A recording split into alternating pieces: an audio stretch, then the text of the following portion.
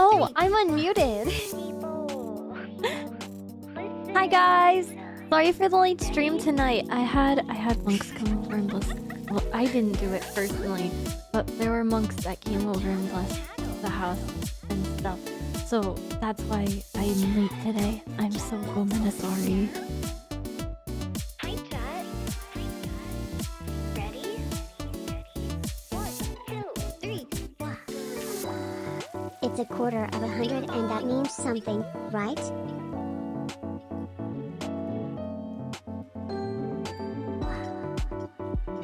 Hi, chat.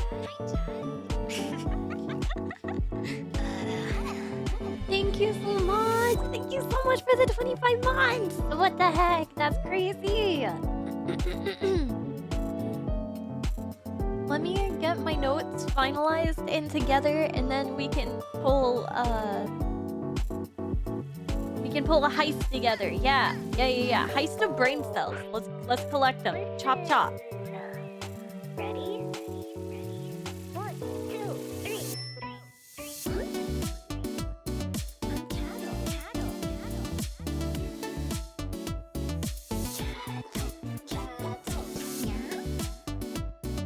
chat. Ready? 1, 2, 3. People, listen. Ready?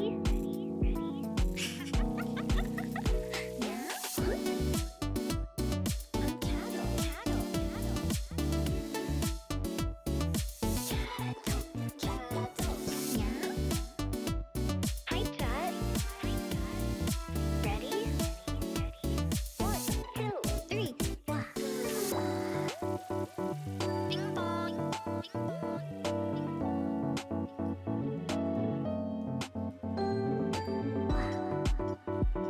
Hi, chat.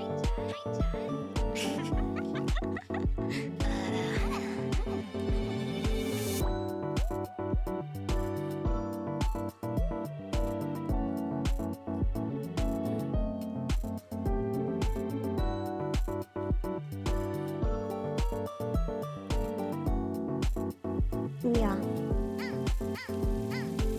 People, listen. Ready? 1, 2, 3.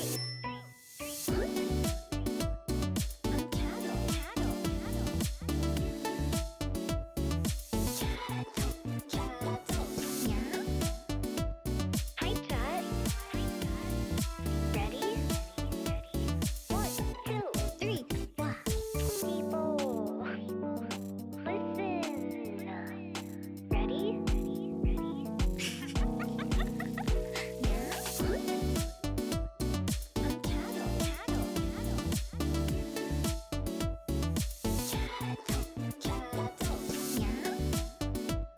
Hi, chat. Ready? 1, 2, 3. Bing bong.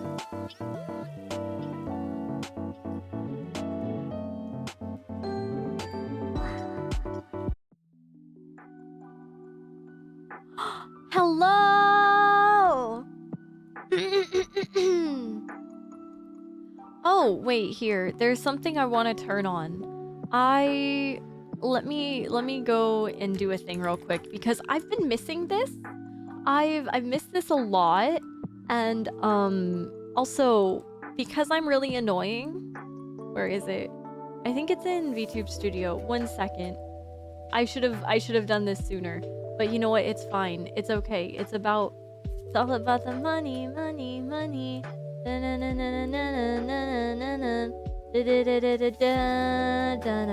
Or it's not all about the money, right? I don't know that fucking song, dude. I didn't listen to that stuff when I was a kid. I didn't ever listen to it. Also,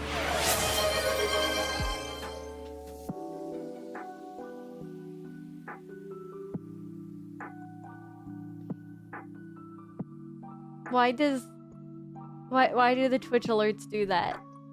Why do they do that? What was that? That was Hi guys, how are you?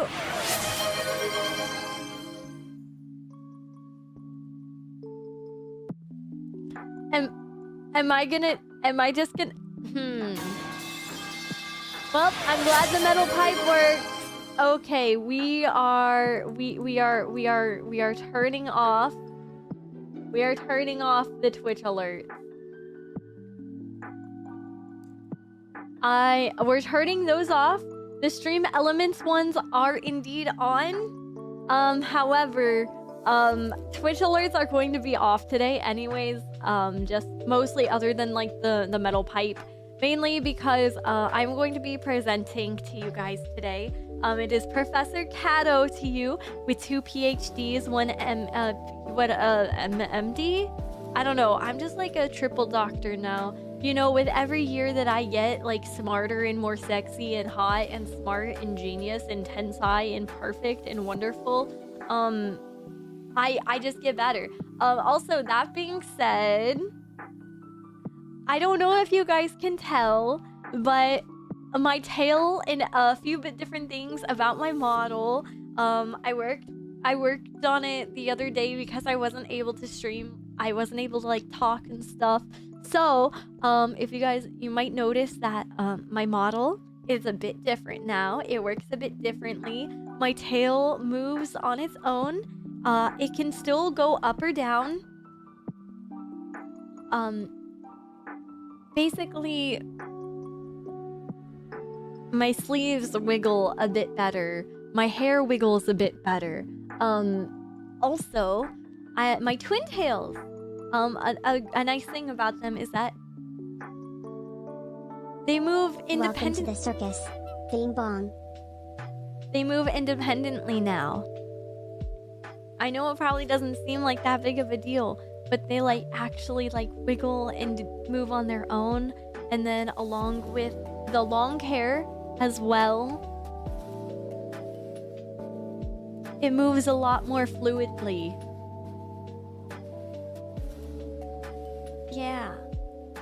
Yeah. More physics. Hi, Nori. Hi, Fruit. Here, let me say hi to everyone real quick. I feel so rude. I'm so sorry. Gomene. I'm sorry. Fire Strike, Escape the Fate, Broken Ghost, Vodka Shrimp, Spirit Wolf, Nyatter, Crabs, Woggles, Green, Sphinx City. How are you? Hi, Rika. Hi, Fruit. Hi, Furuka. How are you? Hi, Junkie. Thank you again. How are you? I hope you guys are doing good tonight.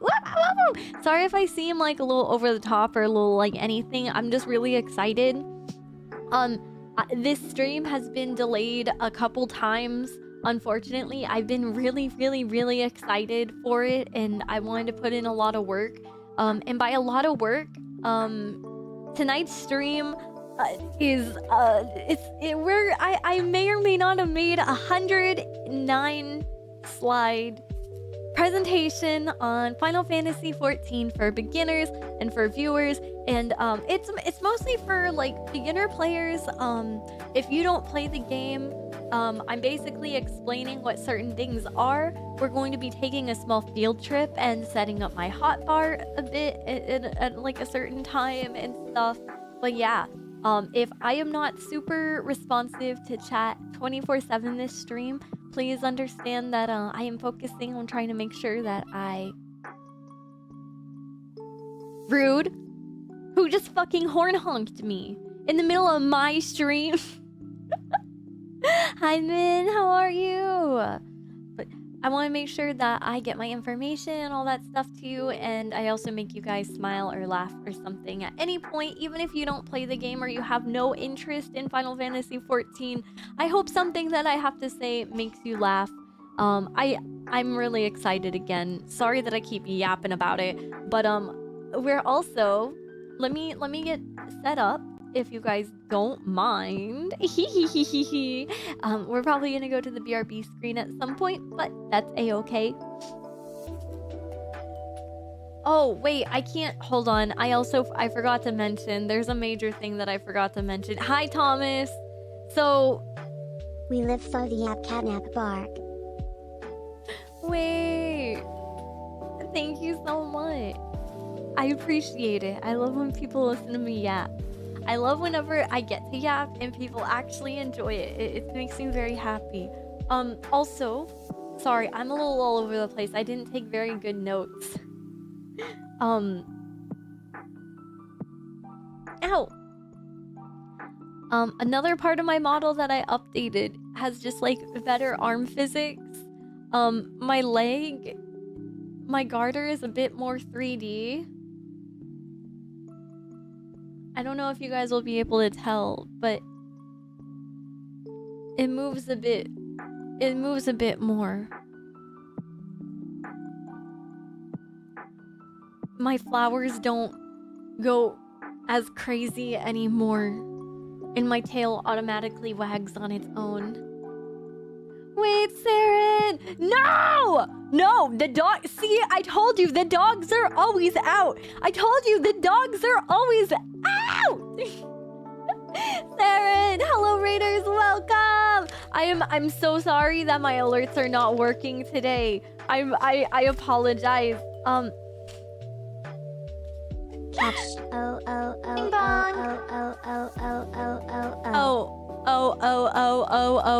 Oh. Wait, Saren, thank you so much for the rain. Meow meow. Hello, Raiders. My name is Catto or CatNaps. I am a self-produced indie VTuber. I draw and rig my own models. I make my own overlays. I do my own emotes. I make alerts. I like to sing. I like to voice act. I can be a really super cute emote, like Ulu Apple Princess, or I can be your but I can't.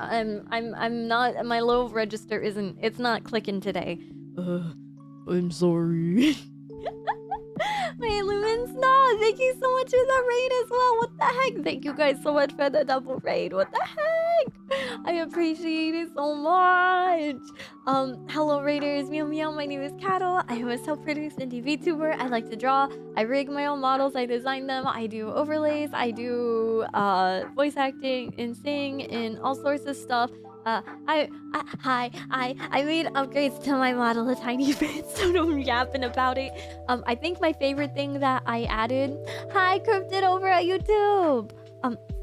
So Nico, thank you so much for the 13 months. Has it really been a whole like year since you've known me? What the heck? Thank you so much.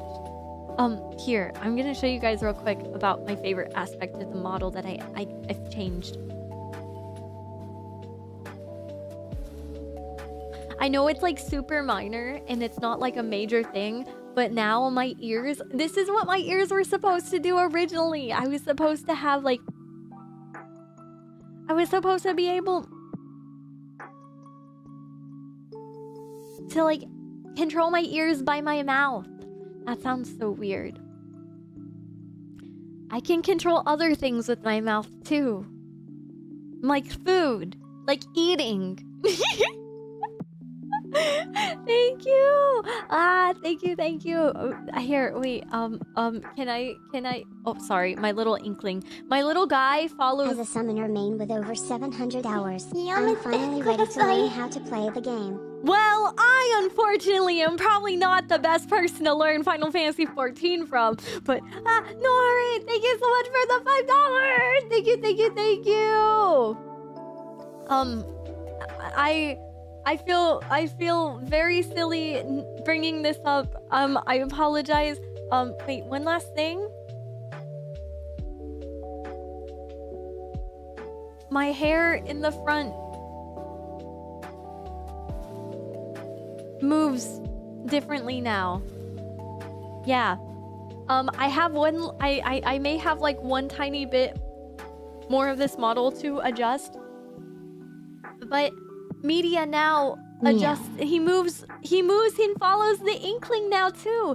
He moves independently. So whenever I have him out, you guys will actually get to see him moving around, and he'll be weird. He'll be schizoing out like me. Yeah. But hello guys. Hello. Sorry. I'm kind of nervous for no reason today. I'm just like really happy, and I put a lot of effort into my PowerPoint today. There's like 109 different slides. Hi, just the Welcome ghost. to the circus. Here, let me go back and say hello to everyone. Also, I apologize my alerts are a little broken today. Because I have a new model, I guess it's not properly set up. So I have to go and readjust a few things, so I'm sorry. But hello, hi Limitless, thank you so much for the follow. Hi Caster Nova, hi Sukina, how are you? It's nice to meet you. Hello. Really Hello! happy to see you again. Yeah, me, you're happy to see me? Hi Keltis, it's nice to see you. I'm so sorry if I mess up anyone's name. Lumen, how are you? Hi Orpheus, when did you get your new model? I made my new model in November of 2023, so do I just call you Cat? Yeah, you can call me Cat, you can call me Catto. You can call me One-san. Sorry, I'm never going to be the sexy big sister that I want to be. I am forever stuck to wanting someone else's big brother. A big brother, any big brother, I don't care. Give me one then. Media is literally evil, but he's so cute, so it's okay. Yeah, you get it. You now understand. I want to punt him. He's. Oh wait, I just realized I left the inkling all over chat. Chat, you inked. I'm sorry. I'm sorry. I made you ink, chat. I'm still also. I apologize. I still kind of have a cough.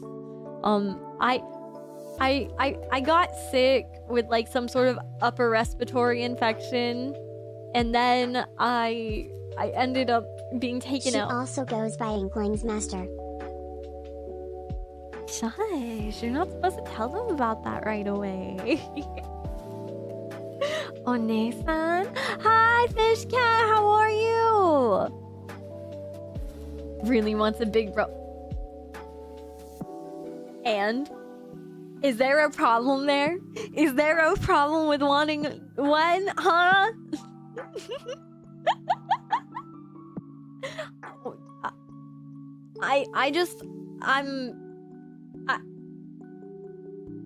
Anyways, so wow, this is not going to lead into this last thing any better. I just wanted to say that one, the monthly goal is now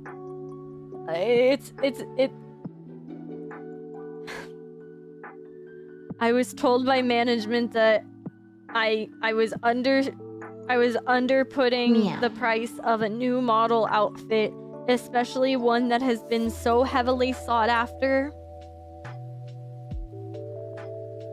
I did not. I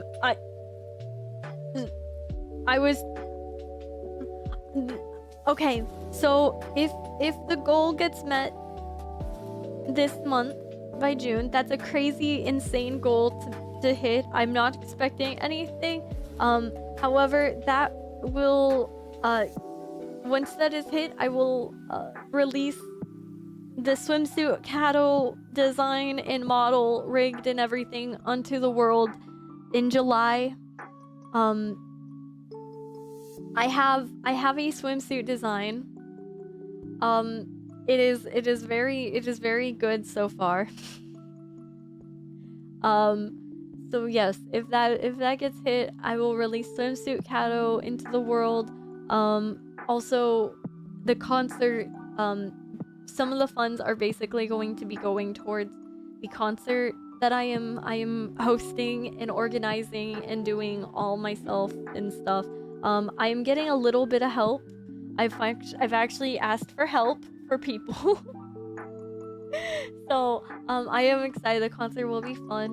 I will wear my swimsuit outfit to the concert. Sorry, thank you so much for the 25. What the heck? Thank you for the $25 roadies. Ah! Hi Pog, how are you? Hi Cutel, how are you? But yeah, there's that. I have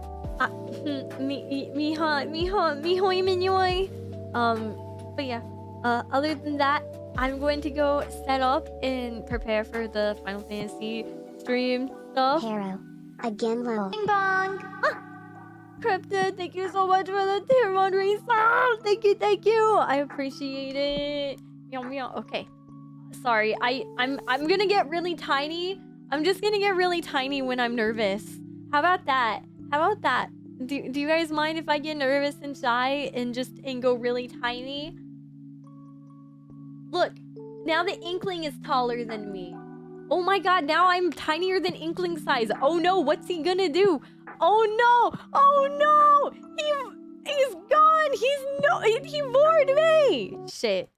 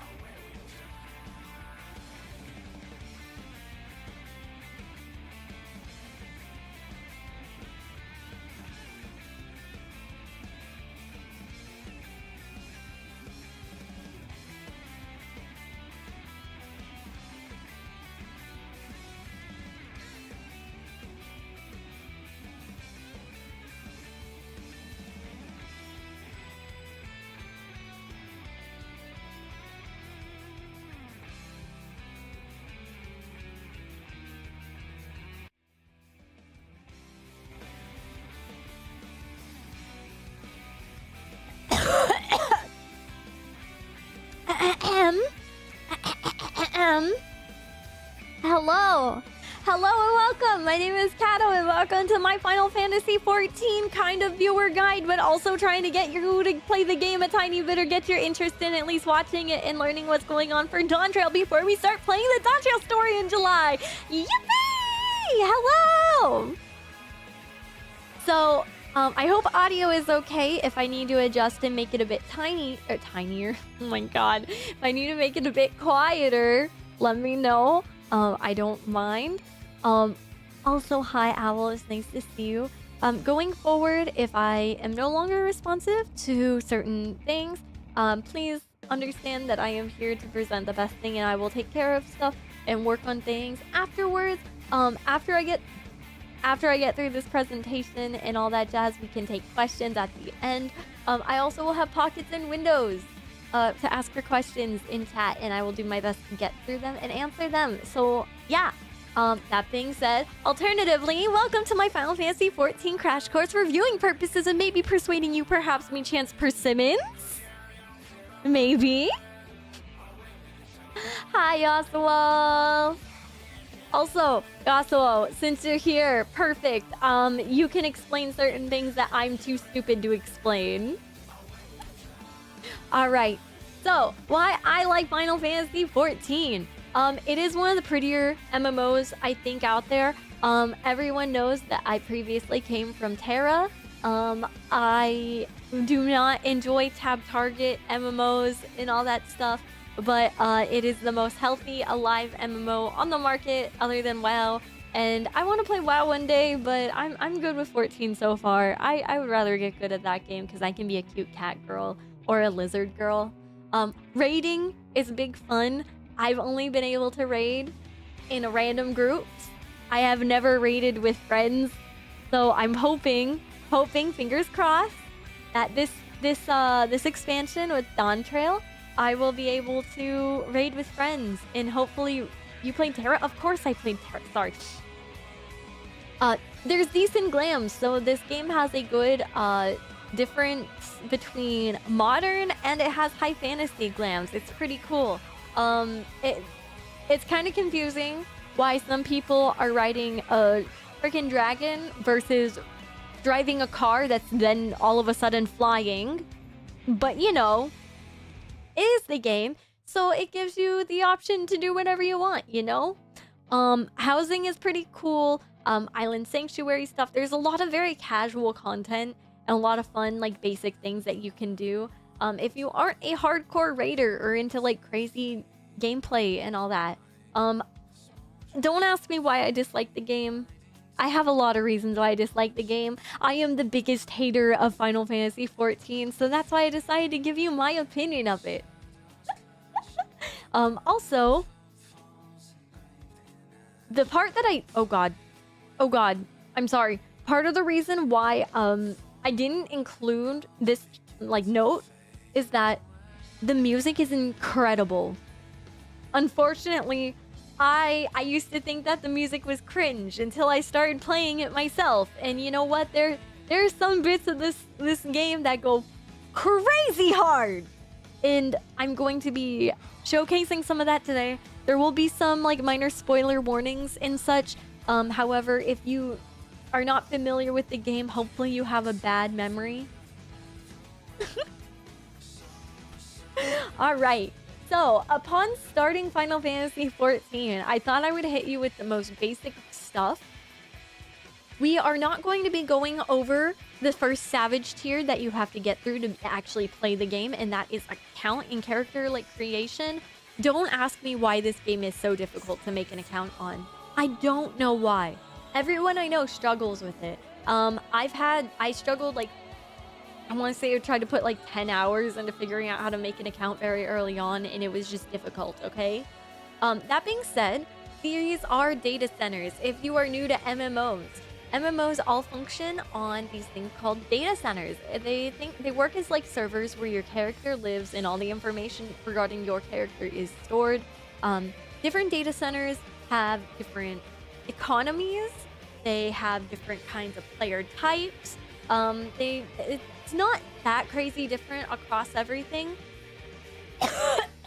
Sorry, I didn't get a peepo before we started. I kind of just went into this and raw dogged it. My bad. So, born from blood of our fallen brothers.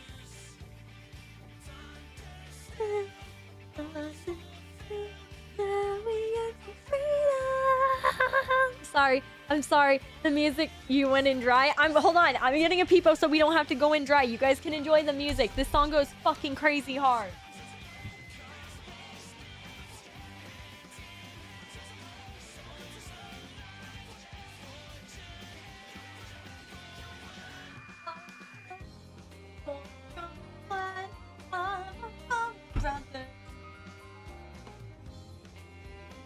Okay.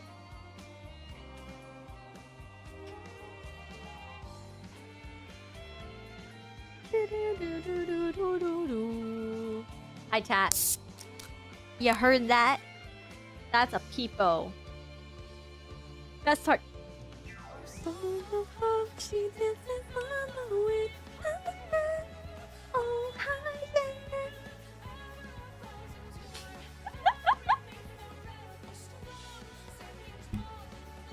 All right.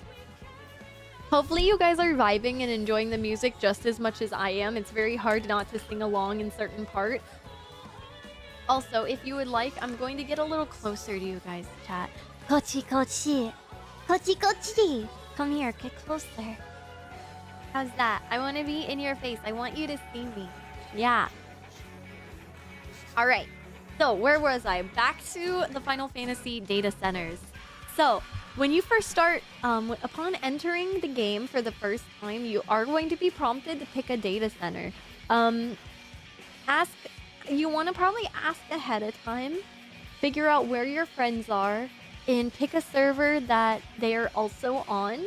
I'm pretty open with where I play. My character is on Aether Cactar. So, if you can follow my mouse cursor, it is this one right here, and it is standard, meaning if you would like to play with me on my server, well, it's not my server, actually, yeah. You know what? They made Cactar just for me. Did you know that? Hi, Scary. Thank you so much for stopping by.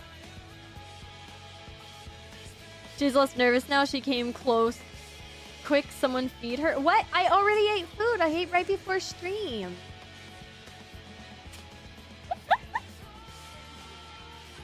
Yes, I play on Aether Cactar. My original server that I played on was Fairy. My personal past and my history of Final Fantasy XIV is, I don't have a lot of very good memories of the game, unfortunately. So, I only started playing Final Fantasy XIV originally because one of my old ex-mods harassed me to play it. I had 2 ex-mods that harassed me to play it, and because I didn't get to level 40 within 30 days, they blocked me. Then, later on, I had a bunch of friends tell me, hey, don't worry, it's fine, just play Final Fantasy XIV again. So I tried playing Final Fantasy XIV again, and then I had no one to play with because no one would actually play with me and stuff.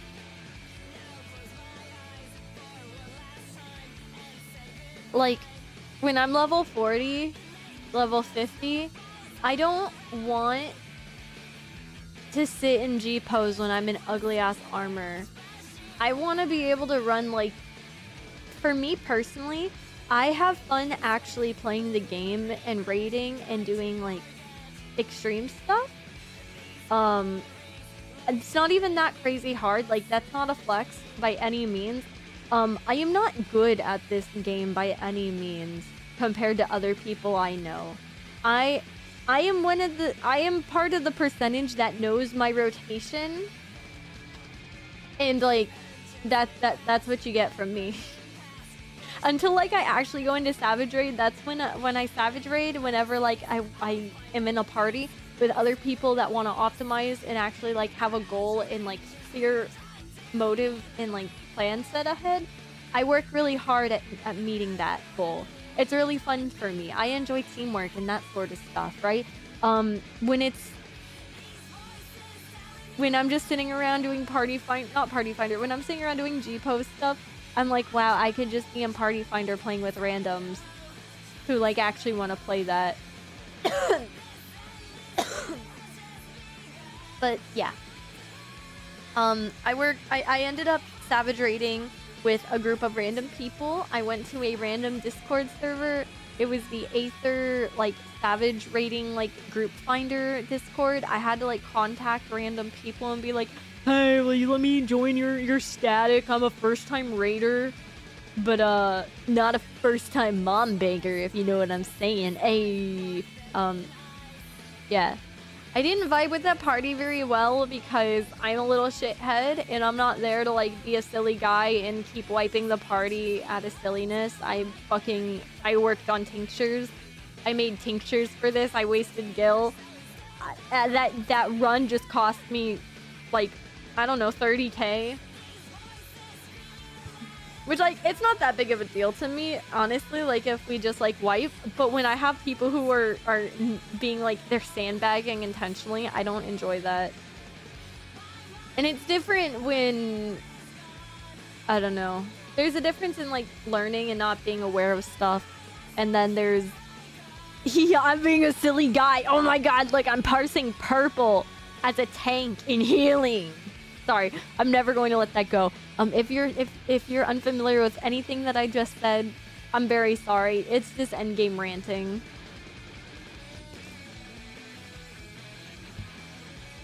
But yeah.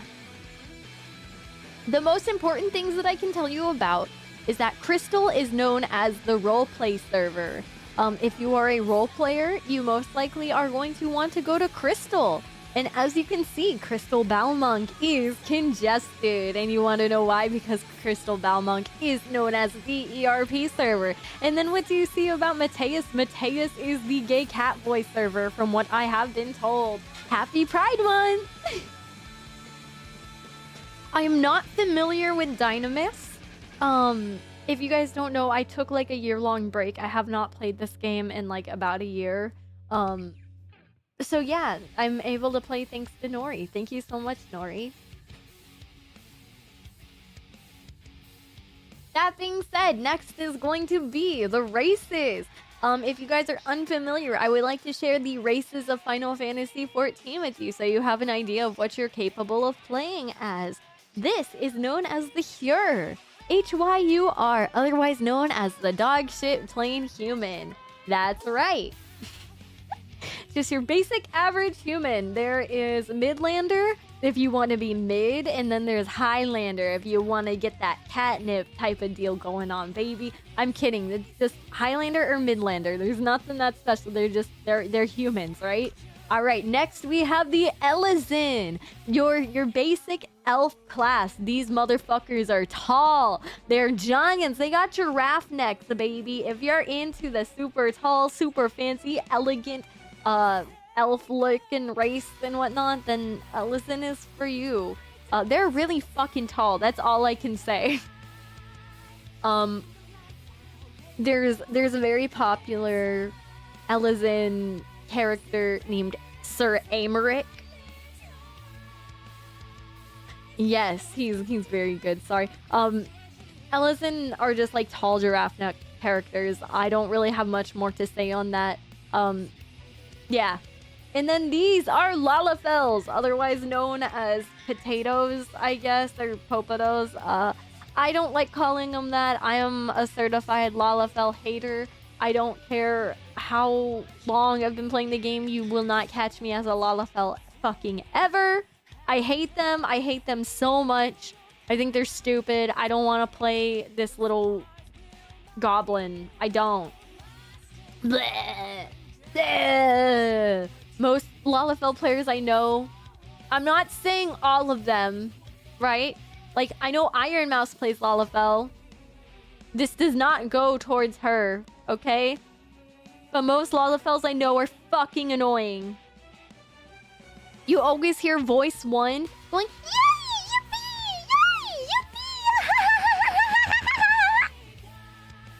yay, yippee. OMG, I'm a lot.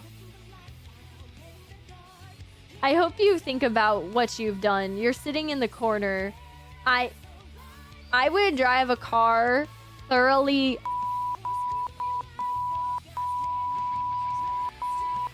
and then I wouldn't even feel bad about it with you in the car seat in the back. But it's not you, it's your Lalafell that's in the car seat. Please don't make me spend more time on these guys. I hate them. Oh, I think that's illegal in like 43 countries. Well, it's a good thing that I don't follow the law. I am the law. Yeah, so like, imagine just a fucking little cabbage patch ass kid walks out of nowhere and then punches God in the face. If that's your kind of thing, then you know what? That's your thing. But here, I offer you cat girls and cat boys. These are Miqo'te. Miqo'te are super fucking cute. Everyone calls them tier 3. And you know what? I think they're tied for second place. I think they have very good race beginner gear, okay? You know, I'ma say it, okay? I'm only a Miqo'te right now. Personally, I actually prefer Aura or Aura. Aura are my favorite race in Final Fantasy XIV. They're upcoming. However, I wanted to be more like my VTuber model.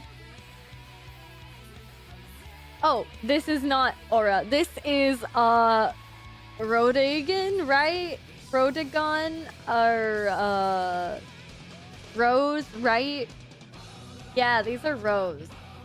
Sorry. Rose are really... Okay, first off, Femrose are very hard to come by for me for some reason. I either just don't pay any fucking attention to them. It is the male Rose that always stand out to me. Male Rose and male Hrothgars, for some reason, stand out to me a lot. Mainly because when you get a Hrothgar player in your party, I know everyone says this, but something about the furry players, they really have something going on. Specifically the gay cat boys, like the beefy cat boys. They're bears. Yeah, they're bears. They're crazy at the game usually too. But yeah, I don't really have much to say about Rose. They're just exactly what you think. Big, beefy characters. Very bulky. Very squealer. Yeah, I don't know. Here are my loves. These, I'm covering the girl a bit, but these are Aura. They are the prettiest girls in the game. I don't care. You can fight me. I am edgy. I am emo. And no, it is not a phase, mom. I love Aura guy characters. They're just like, to me, Aura come off as the, yes, I was dipped into the lava pits and magma of a volcano when I came out a fucking dragon. Even though they're lizards, not dragons. But I think they're cool. They get the rep of like, most of them, okay, I'm gonna say this. The most insane girls I've ever met in my life are healer Aura players.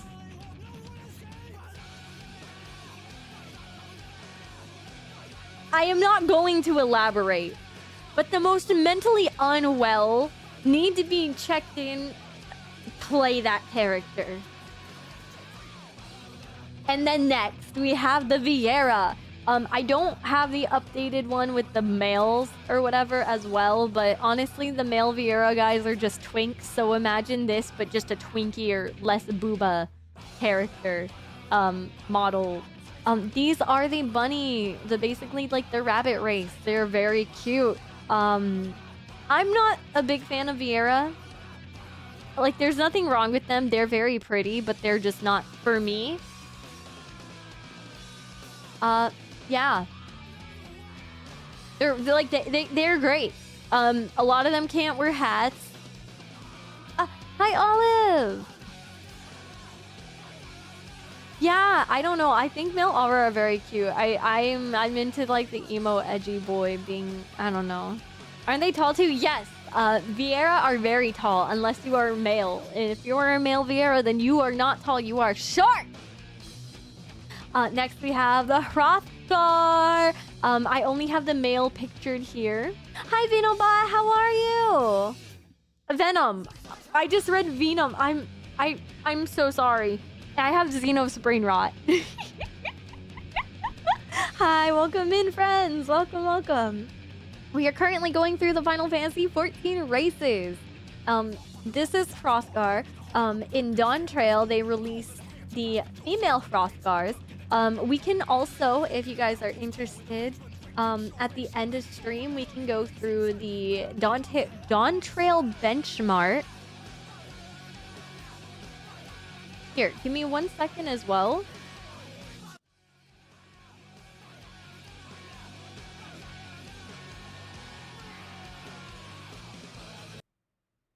All right.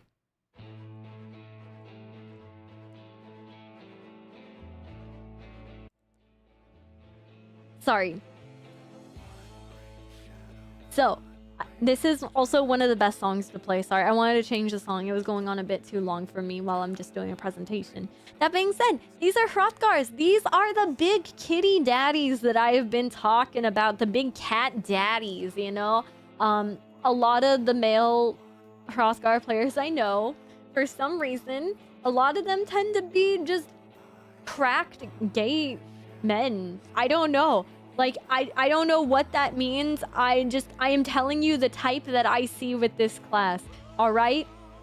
Not every male Hrothgar is gay or cracked at the game. But if you accidentally run into them, then, like, you obviously see it. Most of the time they're cracked. They're cracked. I really, I would never play one. But Barakat! Yeah! But again, like I said, with the release of Dawntrail, they also have created femme Hrothgars are now available.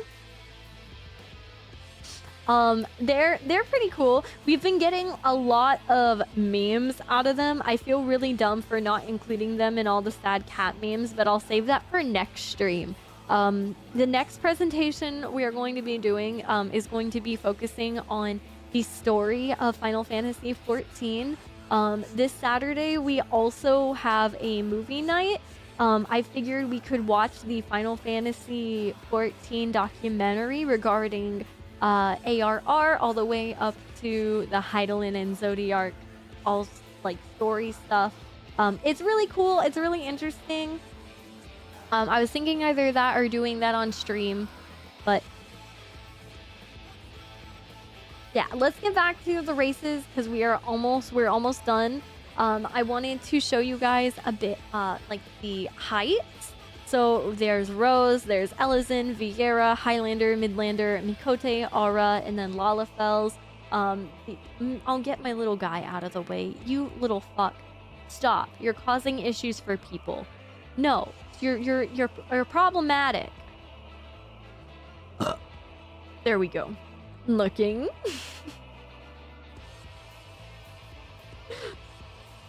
Look at that Lalafell. I'm hiding a bit. I'm hiding the Lalafell a bit. There. Can you see better? Hi, Kibash. Welcome in. You should hide it. Thank you. But not the aura. Auras are great. Auras are great. Also, another thing. I have mostly... Everything that we are going to be going over today is mostly all the way up into Shadowbringers or Endwalker. It's obviously easier for me to collect like older data and samples and all that sort of stuff. So I apologize if all the stuff that I am showing you is not like the super most up to date, but I hope it gives you a good general idea of the game so far. And that way, anything that's new or fancy is just a nice little surprise. You know what I mean? All right. So here are the roads. The Aura, Hrothgar, Ellison, Highlander, Midlander, Mikote, and Lalafell. I am covering the Catboy. The Catboy is a lot shorter than the Midlander by about like a foot. Male Mikotes are only taller than me by an inch, 0.8.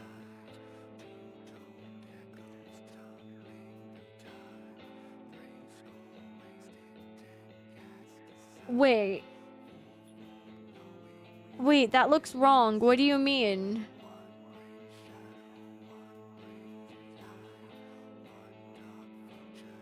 Wait, what do you mean? Hold on. Wait, what do you mean 159 centimeters is... What do you... Have I been getting it wrong this entire time?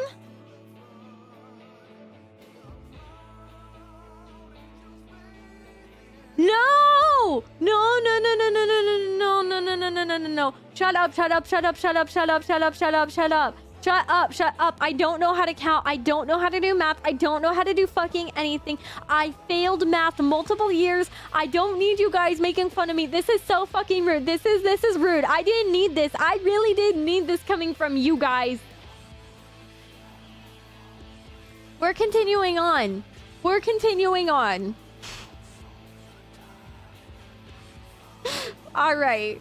So, in case you guys are unaware, this is the general 159 centimeters is 5'2.5". Yeah, that's my exact height.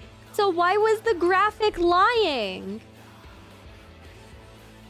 Oh, look at the Midlander. Hold on. I'm going to let you guys see this. I know I'm bad at math. But like, the Mikote is listed as 159. And it's set to 410.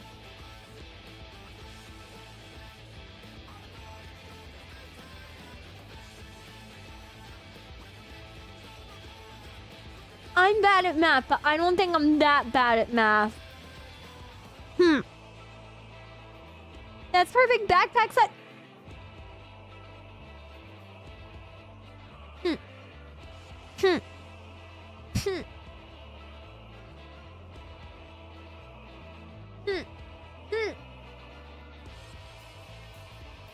You guys are jerks. You guys think you're so funny. You guys think you're so funny. What? Just because I can fit in a backpack or a suitcase or a briefcase?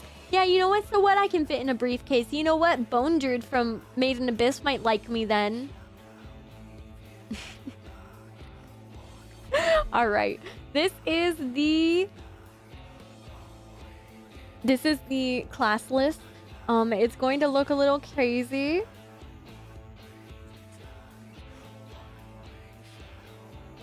But essentially, everything on the left is going to be your starting classes.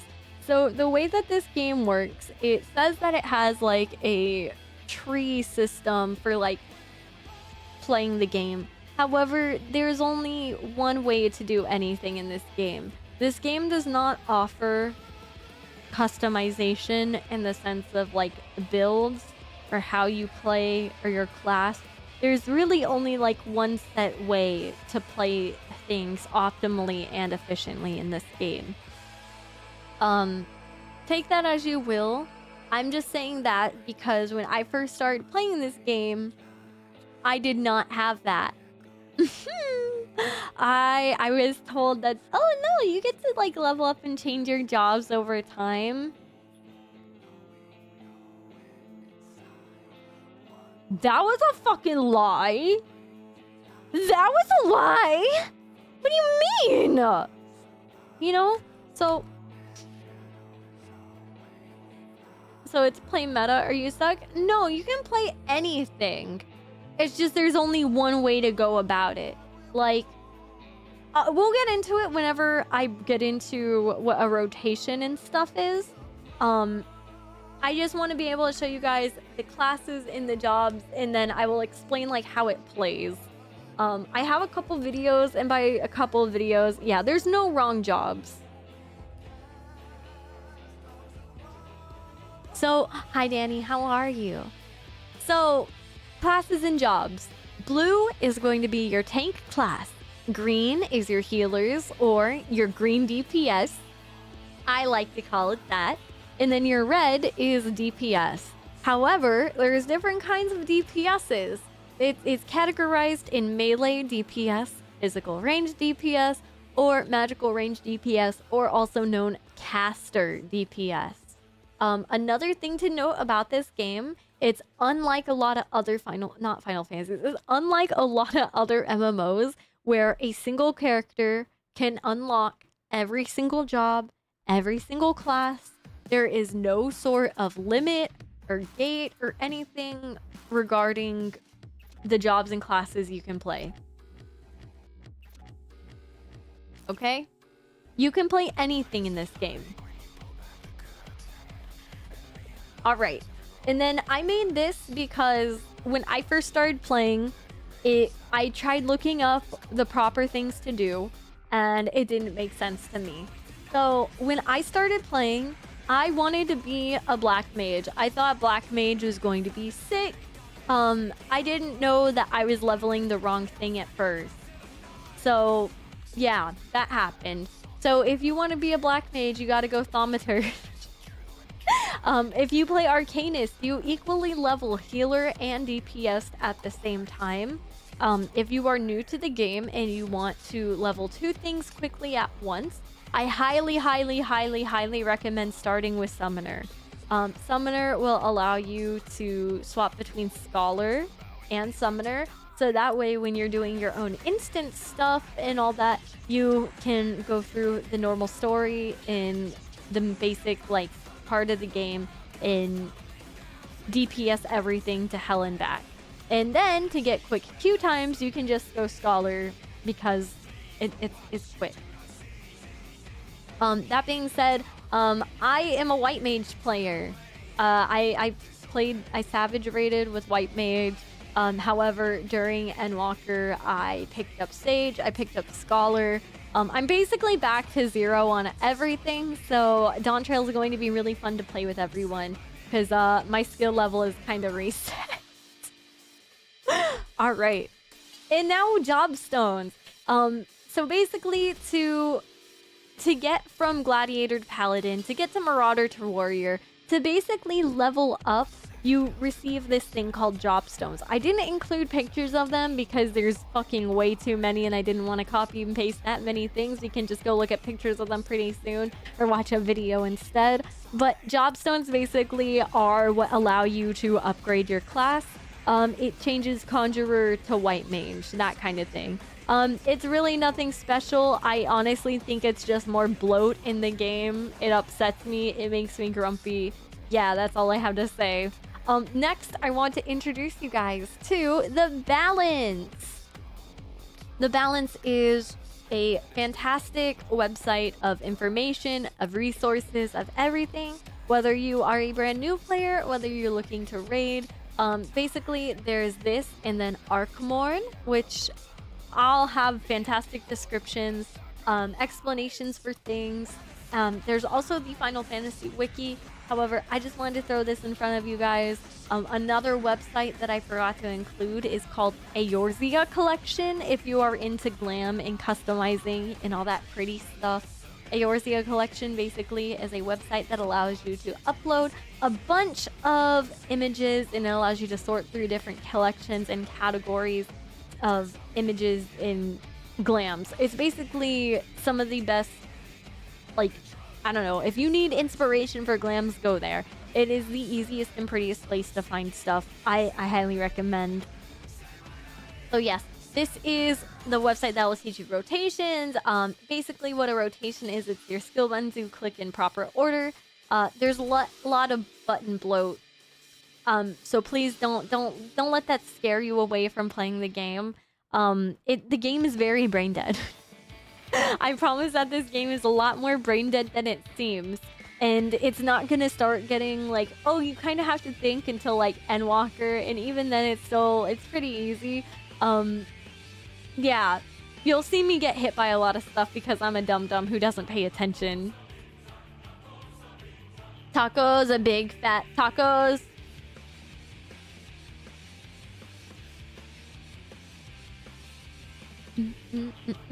Big fat tacos, yeah. Tank Super Glide now. All right. So this is kind of my version of what your class says about you. I've kind of made my own impressions guide to the Final Fantasy 14 character like jobs and all that stuff. So welcome to the tank section, because I am fucking original and cool and very well organized. Paladins. So basically, there's nothing wrong with any of the classes that I'm about to roast on or anything. But basically, if you play Paladin, I think you have a hero complex. You have a special interest in sword and shield. There's big fucking Paladin wings. And most Paladins have NPC energy. I'm gonna be dead ass honest with you, most Paladin players have NPC energy. And I've known a lot of Paladin players who for some reason are voice actors. Yikes. I'm sorry, guys. You guys are really talented and stuff for sure, but like, you guys are some of the like most dull, boring fucks I've ever met. You guys are just like, yeah, I like heroes, I like good stuff. I just thought that my sword and shield were pretty cool. And guess what? I would kind of agree with you that sword and shields are pretty cool, but swords didn't save someone, and shields didn't save a certain someone either.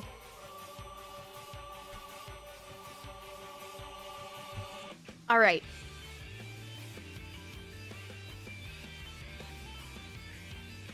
Give me un momento. I'm so sorry. This will be the last BRB screen that I force you guys to sit through.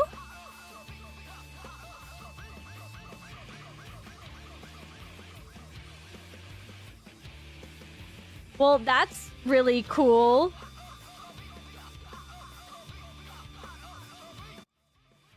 My BRB screen didn't go off. Okay. Okay, you know what? That's fine. Whatever. That works. Things happen.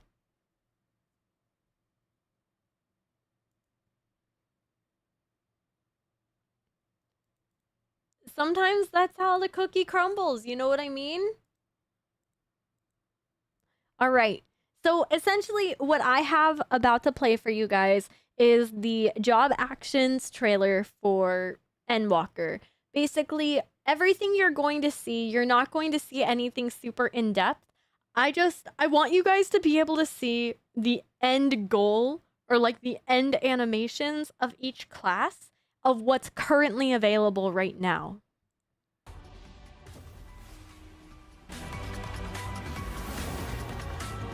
Do not ask why thou is on the moon. Question why thou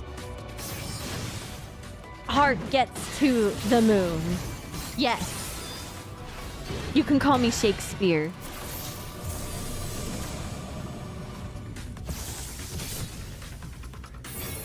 So yeah, you guys get a basic visual of the animations and stuff for Tank.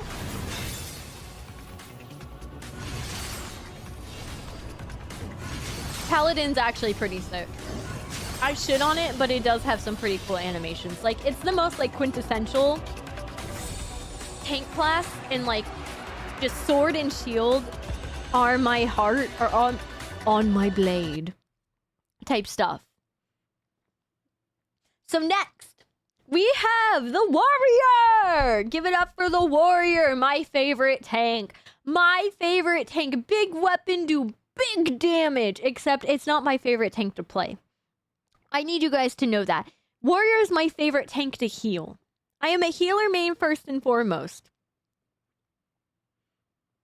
But big weapon, do big damage, except if you're a warrior, because you would think with a big axe you would do a shit ton of damage, but you tank. You take big hit. You have big weapon that take big hit. Hit God in face with axe. Basically, warriors, I don't know what happened with Endwalker. I don't know if it was in Shadowbringers too. Warriors basically have so much like innate built-in healing along with all their mitigation and shit. Where like when I get queued up with a warrior, I never have to heal. I have to do like my raid-wide heals, but I don't ever usually have to deal with healing my warrior. And that makes me happy because the more I get to DPS, the quicker we're out of that dungeon, baby. Yeah, if you need heals in this game, you're doing something wrong. Your healer should basically always be DPSing unless there's like a raid-wide, unless there's something, you know. I basically was a White Mage and Sage player for all of Endwalker. I only started playing Scholar at the tail end of me playing.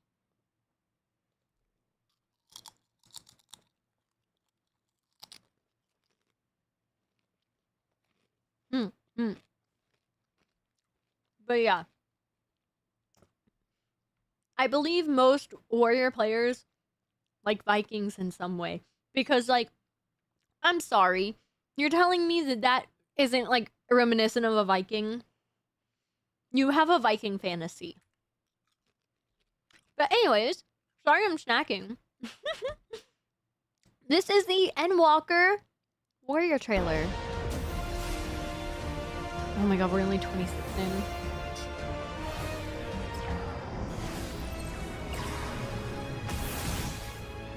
I'm also covering the gauge, but the gauge goes up to 100.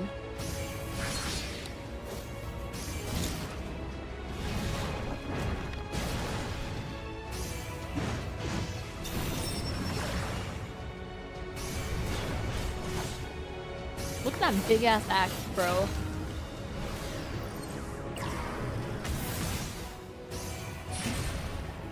I don't know what any of this means because I don't finalize the fantasy. Well, I made all of this so it does make sense for beginners or viewers. That's why we're going through this entire PowerPoint. I think understanding big weapon do big damage is pretty basic understanding for people. So that was my intention. Essentially, I want this to be understandable and digestible for everyone because I know that this game is very overwhelming. You basically have to read everything in this game. And if you don't play the game or if you aren't into it at all, then like, why are you going to know it? You know what I mean? So I'm basically trying to translate all the fucking wonky, crazy stuff into like more readable, easy terms. And make it so even if you aren't familiar with it, you can still kind of decipher what's going on and you can at least see what's happening and going on, you know? That's my goal. Especially because this is going to be stored on YouTube.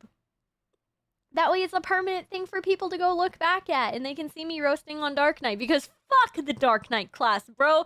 Ooh, edgelord, how daring aren't we today? Listen, everyone who plays fucking Dark Knight will only talk about the Darkest Night. But you know what? This class is for pride. This class is for the gays, because you have a man living inside you. Do you like men inside of you? Because you should play the Dark Knight if you do. It's completely fine if you like men inside you. It's completely fine. I'm not here to judge. There's nothing wrong with it.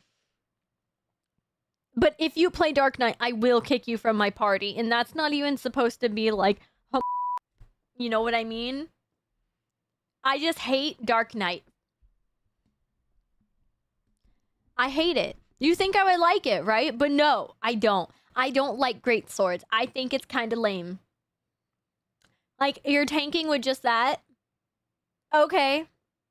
Okay. I'm gonna play Dark especially with you because it's such a... Eat shit and die.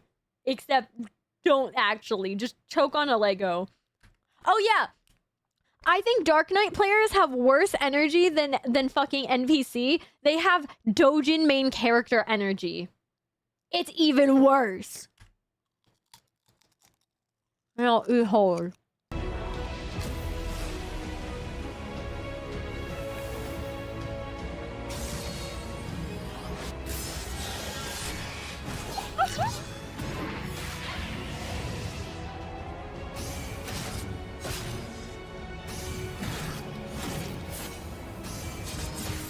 Look, you have your little stink ring around you. Look at all that, like, stink fart coming out of you. Ew! Ew, who had beans for lunch?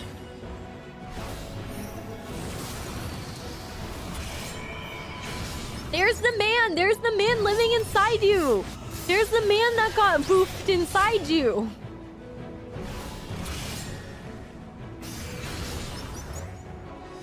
It's not even you being strong and powerful.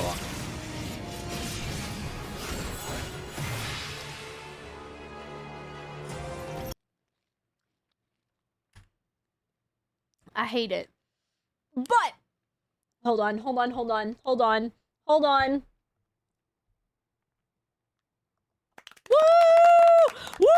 We have the best class, the best tank to exist. We got Gunbreaker. Woo! Gunbreaker, the coolest fucking tank class. I don't care what anyone has to say. Gunbreaker is the fucking coolest. Literally, look, the coolest weapon. It's a fucking gunblade. It is a pew pew and it's a sword. That's right. You get to slice them and dice them and then pew pew them away. Also, there's a move. There is a move called Super Blide. Super Blide basically gives your healers a heart attack. It upsets them. It greatly makes them suffer and panic and freak out. You immediately see them. Benediction. What that means is your character goes to 1. And then if you get healed in a certain amount of time, you lose a certain buff. It's not a buff, but I'm trying to explain it easy. Super Blight after Benediction. Anyways, this is the tank class that I play. I'm not a good tank, but I do enjoy this class. I love it a lot. It's pretty. I personally, listen, if you're not into the glam, that's great. That's great. I personally love Gunbreaker glam. I think Gunbreaker glam is so fucking sexy. I have the Thancred coat.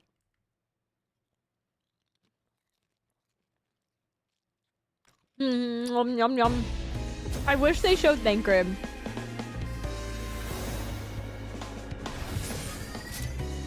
They should have put Thancred in here. This is Thancred. Hi Olive! Thank you so much for a follow.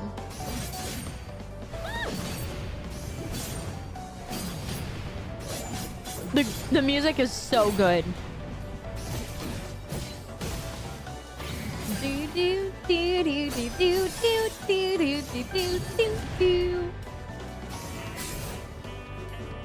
So basically, I'm covering the gauge currently, but you get 3 shells. essentially. And each special move uses 1 or 2. So yeah. Next we have the healers. We have healers. Oh my god. Let me start off with explaining that there are different kinds of healers. There are pure heals, and then there are shield healers or barrier healers.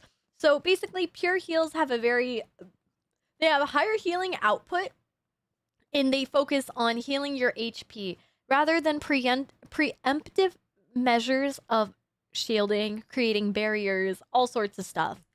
So let me hit you with the hard truth about healing. If the party wipes, it's your fault. It is your fault. I don't know what to tell you. If you tell your tank, hey, I'm not ready yet, that's one thing. But if for the most part, if you are going through a dungeon and your tank is pulling wall to wall and your party wipes, it's usually on you. Or it is because you have a DPS who is too stupid to run towards the tank. This is probably going to be a bit more advanced. Something you are going to hear me when I play this game in dungeons.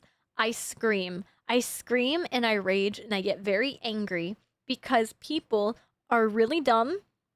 And whenever they have aggro, whenever there's a lot of mobs on them and targeting them, they panic and they run all around when instead, run towards the tank. Run towards the tank. Okay?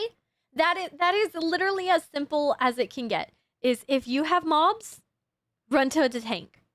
Are you in danger? Go to the tank. Do not go to the healer. Go to the tank. Go to the tank. Okay? That is the best. That is the best I can offer. Swiftcast is also decided upon your party. There is a move that the healers and some other casters get called Swiftcast. I believe all casters get it, right? It's a roll move. So Swiftcast basically allows your next move to be casted instantly. Usually you save Swiftcast for when party members die, so you can instantly res them and go right back. However, if you're a good player and you know your party is not gonna die or need to be rezzed or need to be clutch healed, you can use Swiftcast to get extra damage out. Yippee! We love that. I love using Swiftcast wholly in dungeons. It's real fun because that Swiftcast will be up the next time I need to use it to glare a boss. Also, no. When you play healer, no, you don't get to play God and do the I get to choose who lives and doesn't. You are a fucking psychopath who is too scared to fucking ask for a napkin from a waiter. Do not do this whole, I get to choose who lives and dies. No, you think you're fucking powerful and cool because you play a healer class, but you don't even carry your own weight. So let's go to the whiniest of them all, white mages.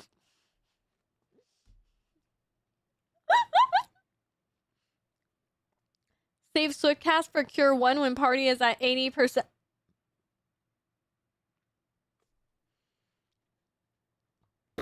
No! Wrong! Bad! Okay. So white mage. Hi, my class is a white mage. I like playing white mage. White mage is my favorite class to play. I like playing Sage, I like playing other classes, but White Mage is my comfort, my home pick. It is where I belong. It is baby's first healer in an MMO. I believe healer is one of the easier classes in this game because you don't have a rotation.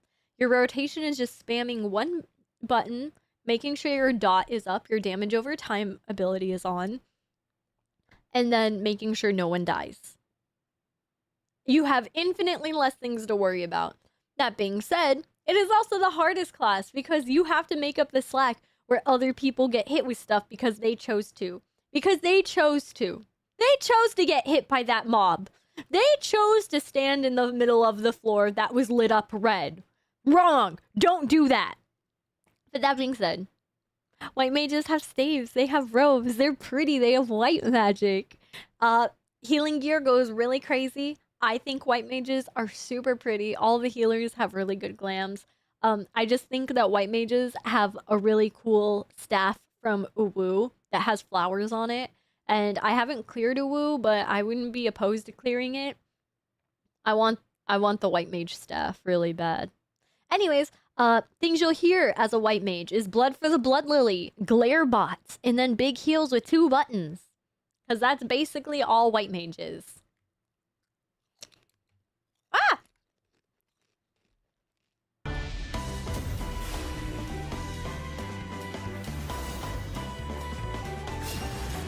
Don't ask me why the white mage is killing a fucking Pegasus. This is glare. So that's your main ability. That was Aqua Veil. That's your Blood Lily. That's Lily Bell. No, that's Aqua Veil. My bad.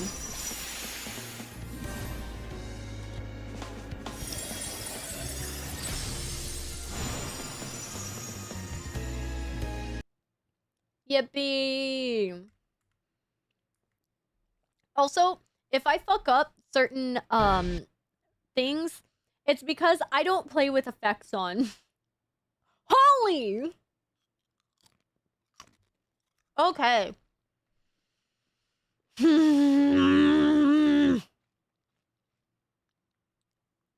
Sorry. Sorry for my grump. I like all the healers except for Astro. Unfortunately, Astro is my least favorite healer. I hate it. I don't like playing it. If there's another Astro in the party, that's nice. Fun fact. I love the witch hat. I fucking hate the dresses. I hate Astro Glam so fucking much. It is one of my least favorite. I hate it so much. I'm sorry. I'm sorry. There are some really pretty ones, but for the most part, I do not like them. I put them on par with Bard.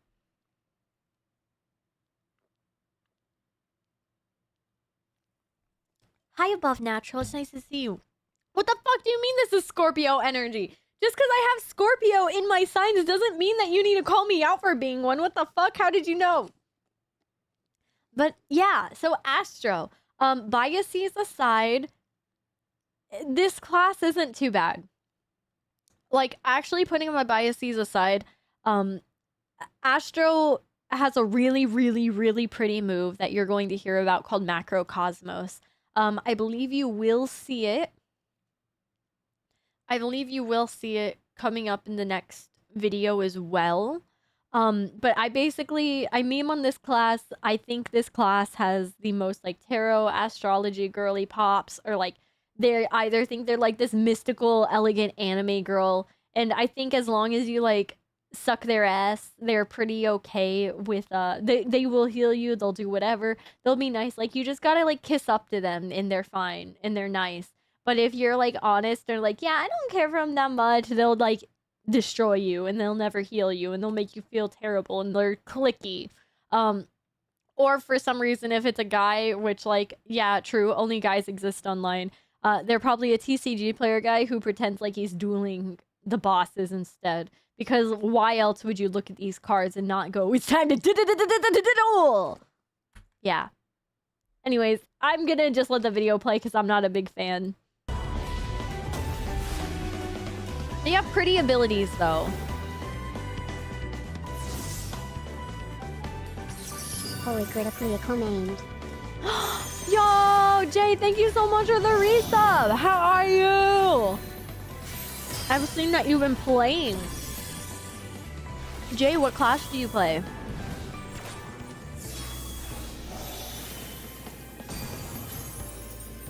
Oh, you like Astro.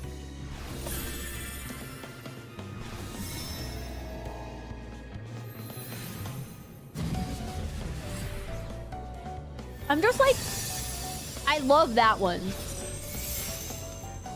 I'm just not a fan of most of them. I only like 2 or 3.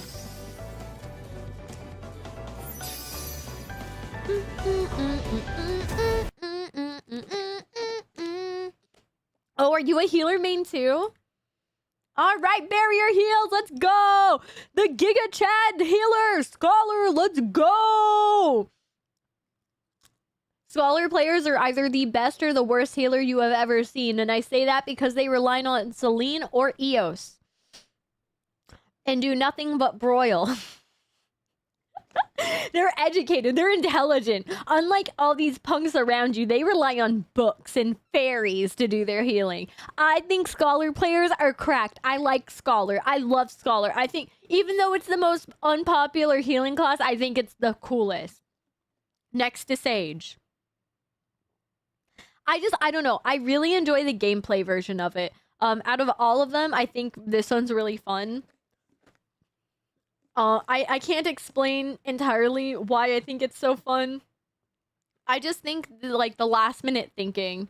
Okay, but, like, Celine or Eos? Eos is the blue one, right? I prefer the blue one. I don't like the pink and yellow one. I think Celine is pink and yellow. But they changed it. They got rid of that one. They got rid of Celine. They fucking killed Celine. They made it to where you can just change the color of it. Just like how you can summon a carbuncle. But yeah, if you want to play Scholar, it's like a step up from White Mage. It's really not that difficult. I highly recommend it. I think it's fun. I am going to encourage you to try Scholar. And if it's not your thing, then hey, at least you're leveling Arcanist or Summoner as well. So here, let me show you guys Scholar.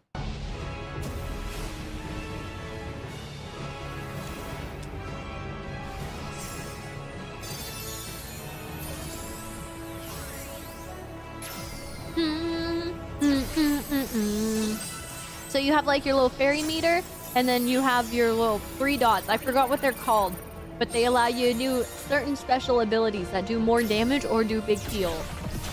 Or big shield.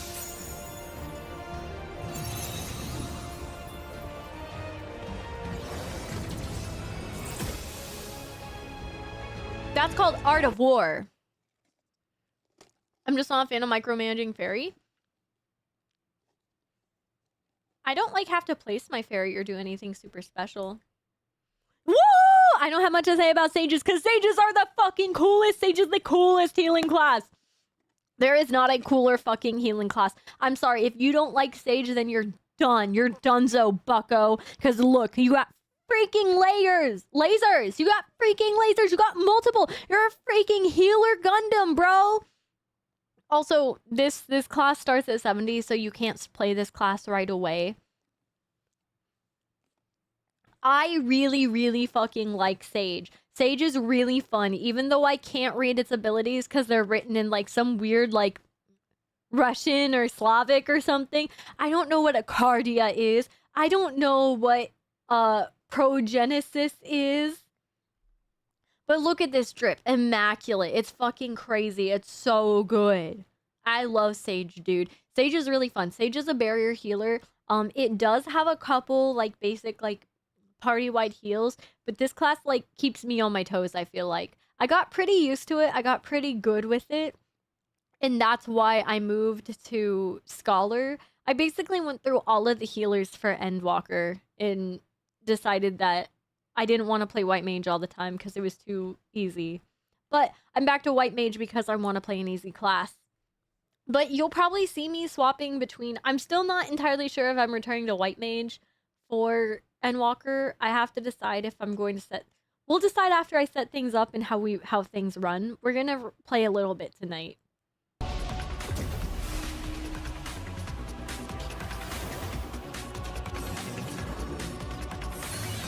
Look at the swords, the lasers!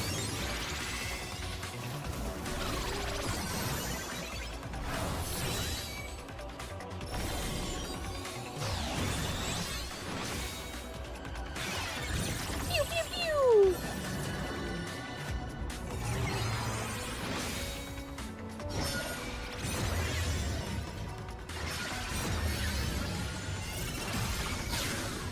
Look at that. It's so freaking cool, dude. You just get a freaking giant laser to summon on black people with. Look at that. That was called Numa. Numa, yay.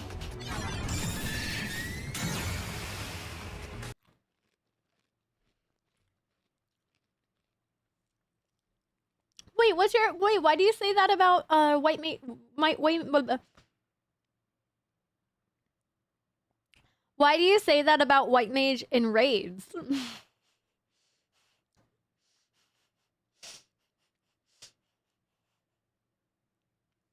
Phlegma, yeah, phlegma. Phlegma balls! Basically, all your DPS are floor tanks. If you don't know what a floor tank is, it's someone who gets hit by every single mechanic. I also have set up the DPS classes because I believe there's like 13, 16 or something. I have set them up in different armor sets. So welcome to the maiming set. We have Dragoon for Estinian fanboys and fangirls. But it's kind of okay because the armor for Dragoons is always sick. I don't care what anyone has to say. Dragoon is the evolution of Lancers. Something that is also a rite of passage for Dragoon players is that I'm not telling you to jump off the map. I'm telling you to backflip off the map. Every Dragoon backflips off the map, okay? It is something that always happens. It doesn't matter how good of a player you are. Every single person is backflipped off the map at least once. Okay? So if you ever tell a Dragoon player to do a flip, it is not wrong. It is fine. Just don't do it all the time. Hi, Vaquamity.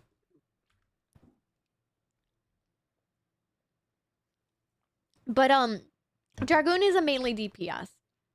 Meaning you are going to be up in the front. You are going to want to be slapping them. You're going to be slapping bosses silly. Yeah, I really don't have that much else to say. Yeah, I think Dragoons are cool. It's not my favorite, like, most engaging class, but I think it's really cool. It gets a lot better at end levels, I've heard.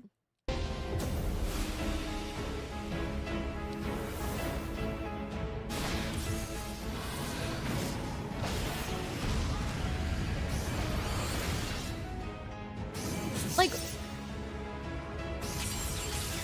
I think its animations being, like, super, like, dragon-y and stuff are really cool. I'm not gonna lie. And the gauge is super neat. It looks like a fucking dragon eye. Which is intended.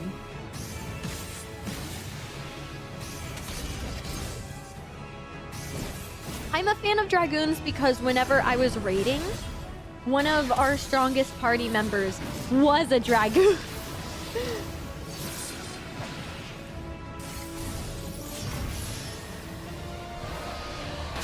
Look at how cool that was! That was like the avatar, dude. It was like Zuko and Aang whenever they do the dragon dance. But yeah.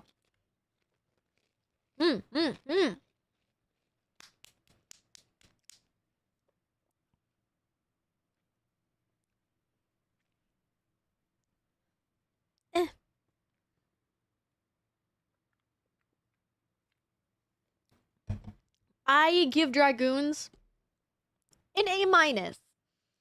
But you know what I give an S is Reaper. Bro, I give Reapers an S for smoking sexy scythe style, bro. Cause look at this, edgy gay farmers are in your area. You thought we were done with men being inside of you? Abso-fucking-lutely not!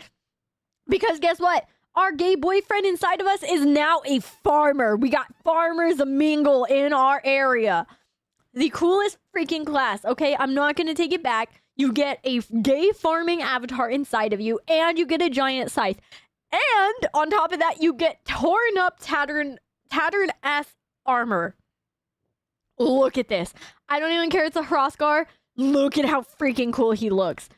This is also not a starter class, so you can only play this once that you're at 70. The lore behind Reapers is actually that, like, a bunch of, like, farmers wanted revenge. I wish that that was a joke, but it quite literally is farmers wanting revenge. The rotation and everything for playing Reaper is not too difficult. I actually recommend it. It's pretty easy. It was the very first melee DPS class that I leveled. So I recommend it. I think it's fun. I hope you guys enjoy it. This is the Endwalker reveal trailer of it. So it's going to be a bit more fancy.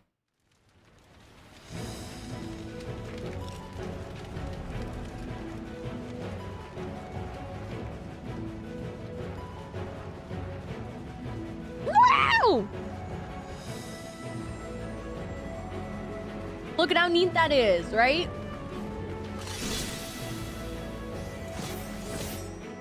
Yeah, it comes with a free boyfriend.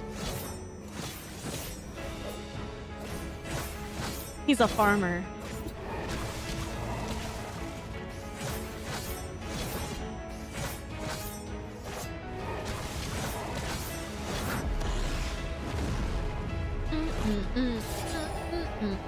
Look, your eyes turn red and everything.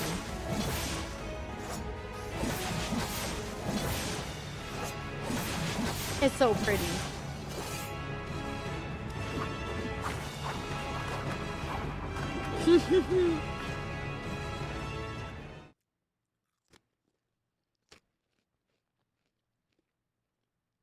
It was so cool, right?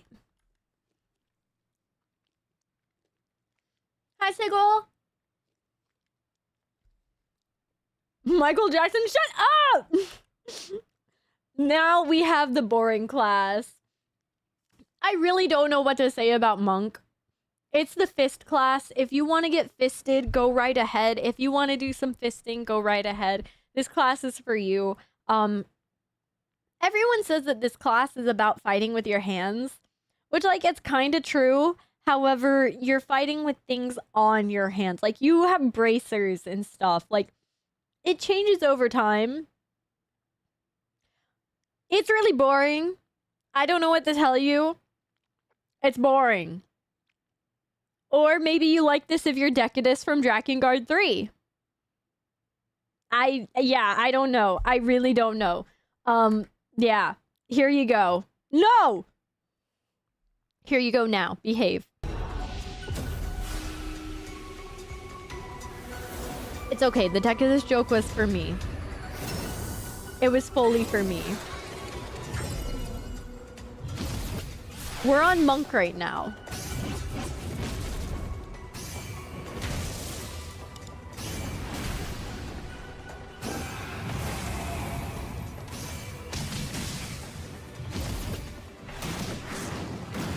But we'll get to it.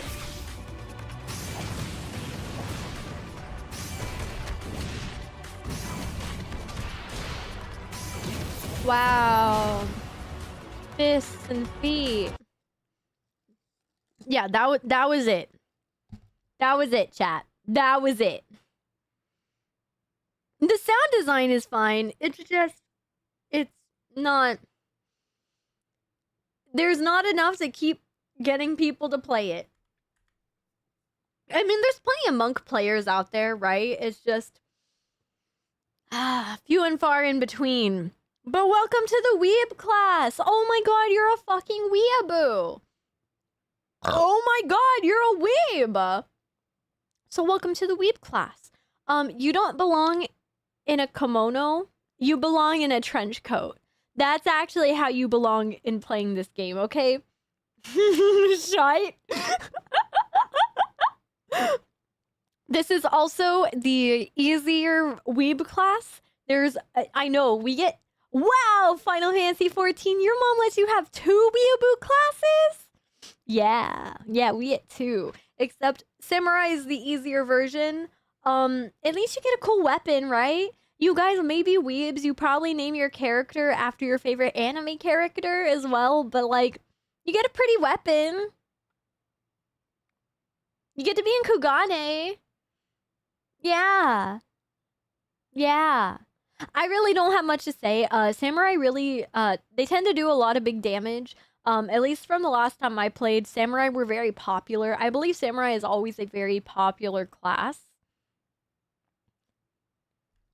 How is Sam easier than Reaper? It's not Reaper. You'll see. You'll see.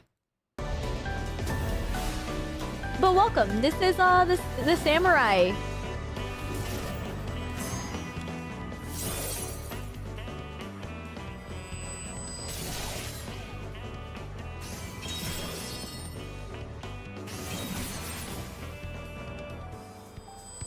Hi, Pigeon.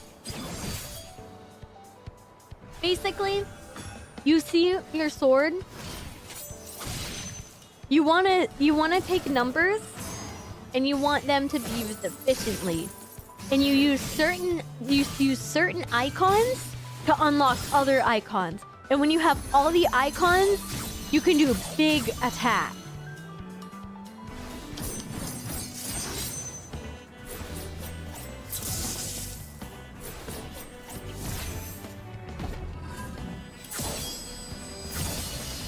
Hi, Chickeny! Now, I don't play Samurai.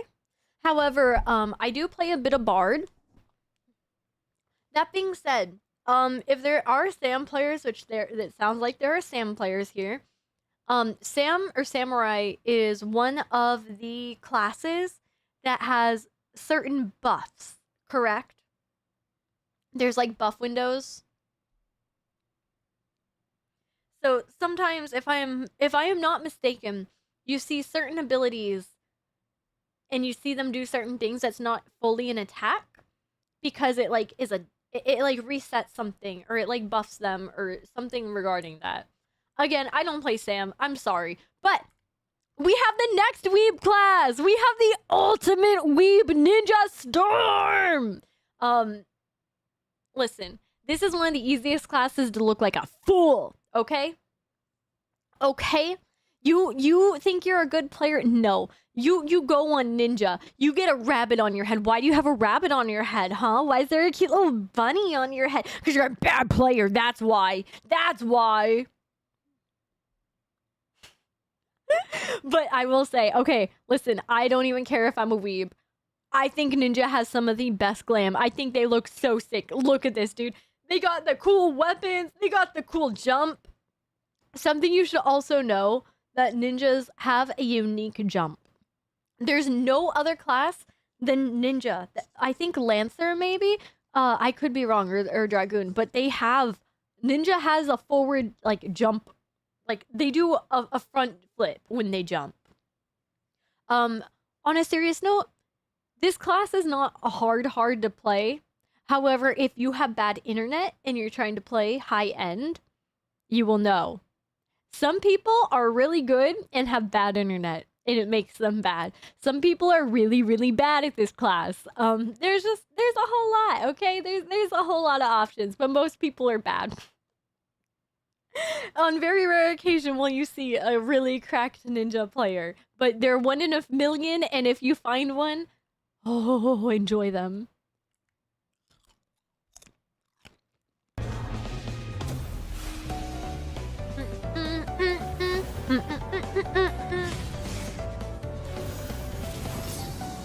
Yeah, it's memorization, knowing what you need to optimize and pick every time. Like, memorizing what goes into what.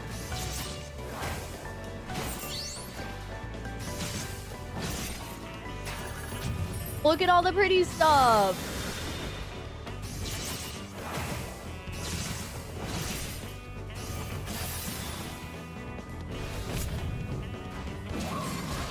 Yes, we did go over Gunbreaker. Gunbreaker was the 4th one. In my YouTube VOD stream, I will be adding timestamps later on. Hello, Max! Alright. So, I did say that I was including everything up until Endwalker. However, I thought it'd be fun to include the new classes. So, each expansion, we get a new class. This expansion, we got 2 new classes. We also, Endwalker, we got 2 classes as well. However, This one we got Viper and we got Pictomancer. I don't really have that much to say about Viper. It's relatively new. There's this very cool thing that Final Fantasy XIV does right before X-Packs, and it's called a media tour. Essentially, they allow content creators to come, try things early. They allow recordings. They allow certain things. They allow some pictures and some stuff, whatnot. However, it's very top secret. Some of the stuff got released today, about like, I want to say like 20 hours ago. Wait, what is Viper? I don't remember this guy. This is the brand new class that's being added to Dawntrail alongside Pictomancer. So this is a melee DPS class. It's really cool actually. I got to watch a bit more in-depth stuff of it today, but we can watch this new job trailer. It's kind of short. It's kind of like a reveal. I hope you guys... Can I be Kirito? Oh my god. You get to be even better. Kylo Ren.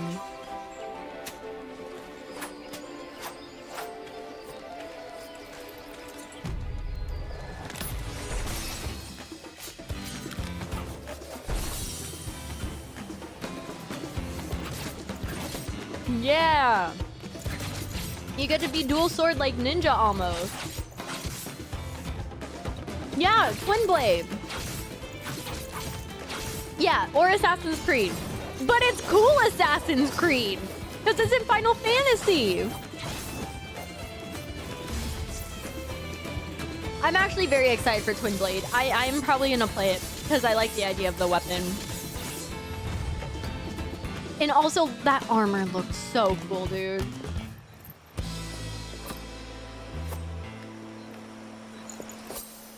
I need to get into Trails of Cold Steel. I've heard really good things about it. I'm 100% playing Viper. It looks so cool. It looks so cool, right? Okay, physical range DPS are people who shoot items or things, but it's not magic. So think actual physical things like pew pew, bard, because you're shooting arrows, right? Am I crazy? Bard! Yeah, exactly. Okay, so people call Bard boring. I don't think it's that bad. I just hate the glam for it. I think the fucking Bard glam is awful. Like, why do you guys look like jesters? Like, actual court jesters? Like, why are you guys wearing, like, half dresses and then wearing, like, the biggest bell-bottom pants that have slits up into the thigh? Why? I don't get it. It's terrible. Callie! Thank you so much for the raid! I'm so sorry that my box isn't... My box? I'm not talking about my coochie. I'm sorry. I mean, I guess it's fine if there's another girl here. They can have coochie chat. That's fine. Callie! Can we please... We got a shout out for Callie, right? Thank you so much for the raid. Welcome in. Hello, raiders. My name is Catto, or CatNaps, or Cat. I'm a self-produced indie VTuber. I draw and rig my own models. I make overlays. I like to voice act and sing. I like to play games. And I burp a lot and I snack a lot on stream. I apologize. I'm sorry. But I hope you guys have a good time and I hope you enjoy your stay here. We're currently yapping about Final Fantasy XIV. I'm going through an entire PowerPoint that I made. It's about 109 slides regarding the game, basically a rundown intro into familiar things that you're going to see whenever I play Dawntrail coming up in July. Right now, we are currently going through the DPS classes. So if you guys enjoy watching like quick little minute videos and seeing pretty effects and you guys like sparkly things, then I hope you enjoy your time. And I hope I get to distract you away from whatever you're needing to do. Yeah, thank you so much for the read though. I hope you enjoyed your stream. How was it? How was the derogatory stereotypes for each class and race? I'm pretty rude about a lot of them. I have most of them. I'm mean to most of them. Hi, Poopy Pants. It's good to see you. Hi, Kevo. Hello. Hi, guys. Welcome in. Um, hmm. You got locked in Woo. I haven't played. I pre-registered for Woo, but I didn't start playing it. I think it might be better for me this way. It looks kind of dangerous. All right. So, Bard. There's a very cool feature about Bard. Whenever you get to a certain level, you have a little MIDI that you're allowed to play. So if you enjoy like going to busy areas and being entertainment for people, Bard is a great class for extroverts. My issue with Bard is I can't keep up with the song dots and procs and endgame content. Oh, really? I feel like Bard has been an easier class for me to play like endgame content. It's a lot. It's definitely a bit of a handful, but I think it's really fun if you like constant uptime and like doing like stuff. However, that's a bit more advanced. I don't like I don't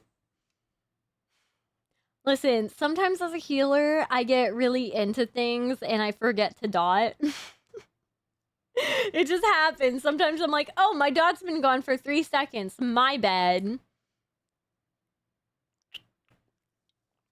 In case you don't know what a dot is, a DOT is damage over time.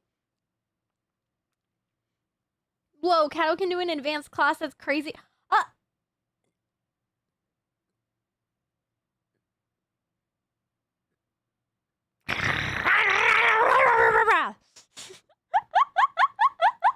Oh my god, a catnap! Hello! Well, it was super fun, but I've had bad ping issues. Oh no! I'll bark. I'll growl. I'll start doing wolf noises at you. Don't try me.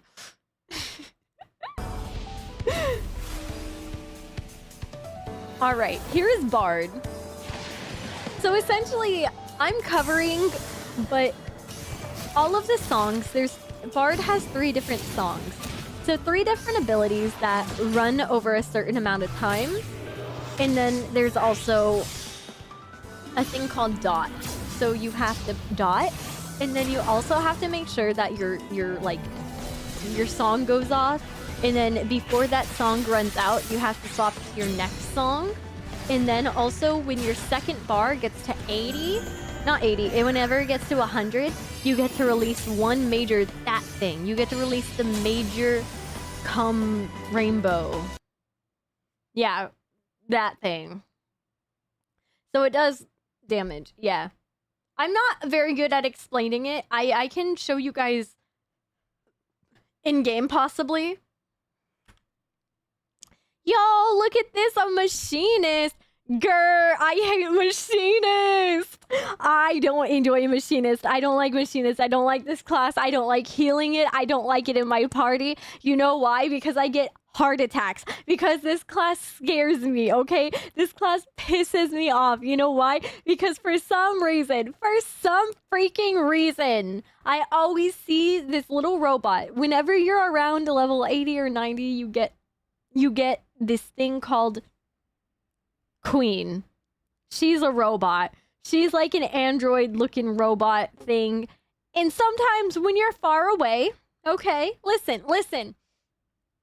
Sometimes when you're far away, you try to rescue her. And you're like, why can't I click on her? What's going on? Why is my party member about to die? And then you do math again and you remember, oh, that's right, I can count. I have 4 party members and that's the 5th. One of this is an imposter.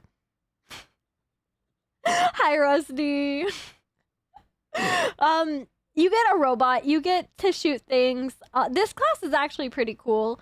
It's just not my sort of thing. I'm not a big, like, gun person, even though I was talking about loving the gunblade and thinking that the gunblade is really freaking cool. Yeah. Did they ever make it less bad? Not to my understanding. When I was savage raiding, we had a machinist in our party. I think that's where my pain comes from. Hi, Zephyr! Hi, Jordan. How are you? What class do you main? I'm a white mage, sage, and scholar main. I think I might play Viper as DPS coming up this X pack. It looks fun. Don't shut up. Shut up. I like healing, okay? It feels good to be a glare bot. Leave me alone. Why are you cringing at yourself? Healing is fun. Cause I like to be a glare bot and I like to yell at people for getting hit by things on the floor and I'm sad. Also, the healing gear in this game is really pretty.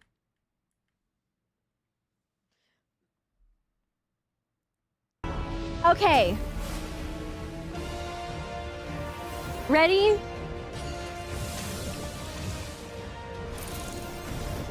You get a flamethrower in this class. That's another thing. This class is like really cool. It's very... When I say gimmicky, I don't mean that in a bad way. It just has like a lot of gimmicks to it. It's really cool. It's really over the top. Cheesy and corny in a good way. Campy, that's what I'm trying to say. This class is very campy. There's Queen, there she is. I just used like a whole lot of like negative words to explain that I was looking for the word camp. It's not bad. It's just, it's not for me. It's definitely cool though. If you like robots. Alright. Catto is both cute and lovable. Sorry, not sorry for calling you out like this, Catto. I'm about to get derogatory. Will you still think I'm cute when I'm being derogatory? Dancer is the e-girl class, okay? And there's nothing wrong with that, but it is the e-girl class, all right? Every single girl that isn't a healer will play Dancer. And if someone on tank tells you that they're a girl, run. Because no, they're not. Girls don't exist in the internet. They don't exist on Final Fantasy XIV. This is a joke. This is a joke. I am joking. I am joking. Dancer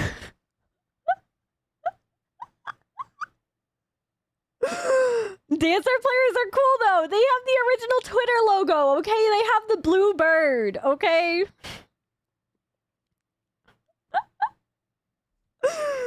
I think Dancer is really cool, actually. I have Dancer leveled. I Wait, are you a figment of our imagination? Exactly. Take your pills. It's okay. Big fan of chakrams. Me too. I really like chakrams. I think they're really cool. I think Dancer has really pretty glams. I think their weapons are really good. No, I'm kidding. It's a joke. It's fine. I know a lot of girl tanks. I actually one of my old Neopet friends was a girl warrior tank. Again, I am just playing into tropes and all that stuff. Dancer is a completely fine class. I don't know if girls exist yet because I'm too scared. I'm too scared to like directly interact in game with them. I get intimidated. I'm too scared. I'll see them like emote and then I just teleport away. And if I'm in dungeon with them, then I finish the dungeon and leave. But I think Dancer is a really fun class. I think it's really easy. I believe it's not a class that like it's not a starter class because it starts with I think it's a 60 or 70 because it starts with Shadowbringers. It's fun. It's pretty easy. I don't mean in like a bad way to say it's easy. It's a good beginner class. If you want to start doing like endgame stuff and you're scared of playing like a positional character or anything, I think Dancer is really fun. There's also this move called Dance Partner. This class is basically, it's going to be a low DPS, but you have buffs in buff windows where you basically make your party stronger. You like make the single person that you're dance partnered with stronger. It's pretty cool. You are not like the star of the show. You are like a backup dancer, essentially. But yeah, you get to have the old Twitter logo. Or you get to play DDR with Dancer. Yeah. You get to have like the little light up buttons and go wah, wah, wah, wah, wah, double time. So I will make you guys sit and watch the dancer now. And we're about halfway through the slideshow. Hi, Green Dragon. We're watching dancer stuff now. Look, look at it. Did you see it? It was right by my twin tail. Look at the animations, though. They're so pretty.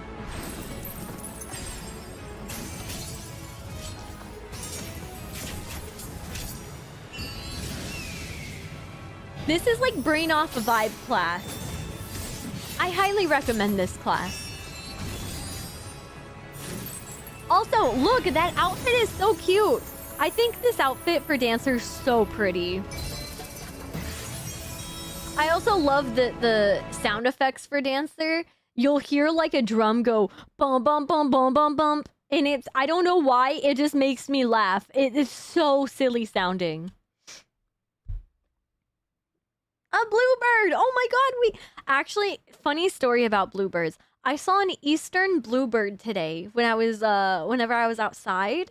I like looking at birds. I don't bird watch fully, but I think I'm gonna start getting into bird watching, actually.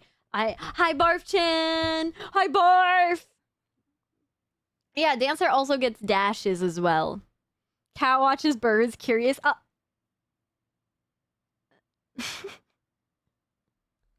Okay, so magical range DPS are people who shoot magic at your face. Yay! So that's going to be starting off with Black Mage. Fuck Black Mage players. This is the class that Yoshi please.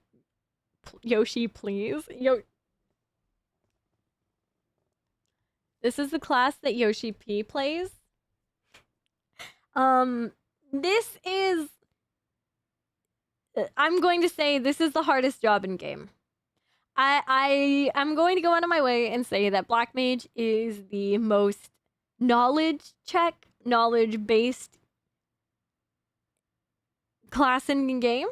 Mainly because it has the longest cast times. I think this class is for perfectionists. If you like going ahead of time and learning positions, learning dungeons, learning raids in detail, like learning the optimal places to stay in... Okay.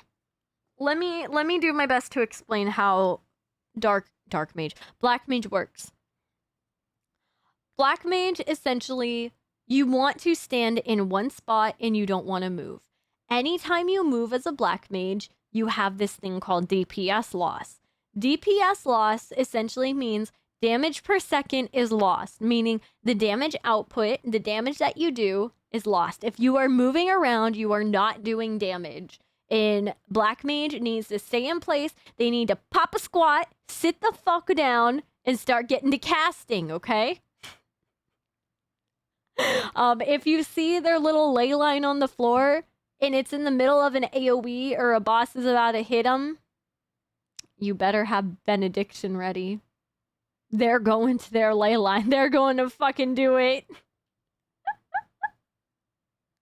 But that's fine. That's fine because their drip is immaculate. Okay, I'm saying it. I think Black Mage drip is really cool. I think they get the cooler canes than White Mages. It's fair. It's fair. It's fine. Whatever. I'm not upset by it. Black Mage also the most over-the-top fancy animations. If you guys like fancy animations, you know what? Black Mage might be for you. If you need a bit more, from your class, here you go. I'm covering the gauge again, my bad.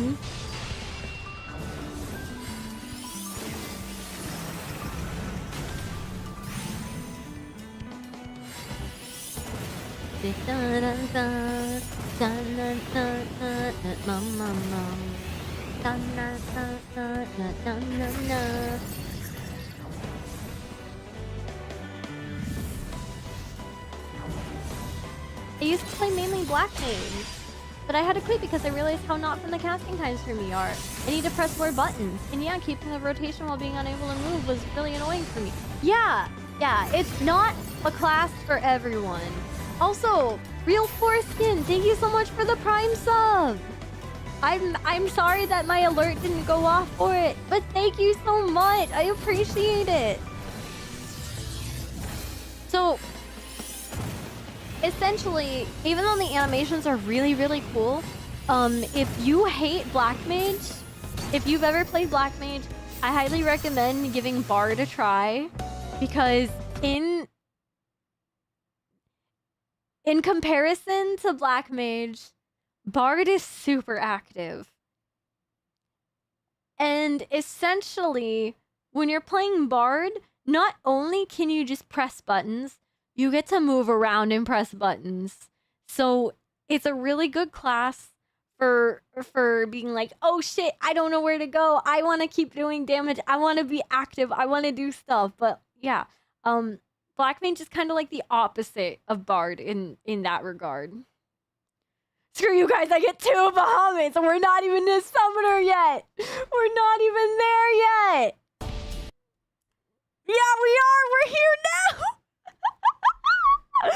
now. Okay, I'm not wrong. If you play Summoner, you were probably a Minecraft or Pokemon kid. Okay? I'm saying it. You were. Or Digimon or whatever. You were into the pet collection, monster collection, whatever, okay? You like little pets. You like clicking buttons and you like big fancy explosions of magic. You also have a book to make people think you're well read, but it's all just really, really bad fan fiction in there. I'm positive, okay? Or it's all pictures, okay? My carbuncle pulls, okay? Exactly. Oh, fuck, what the hell? How did you know?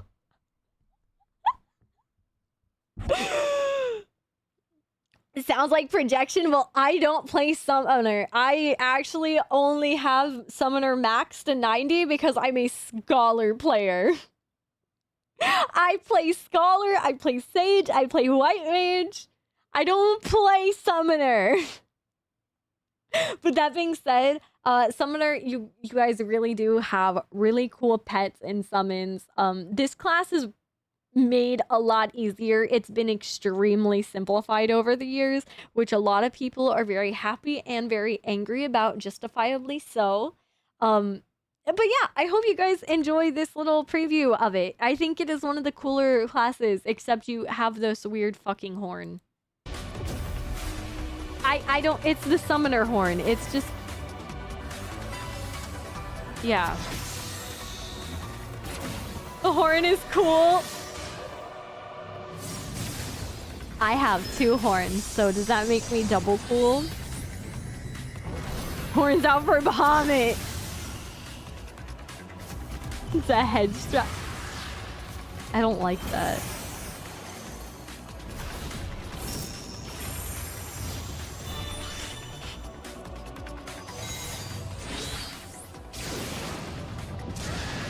I like weaving too.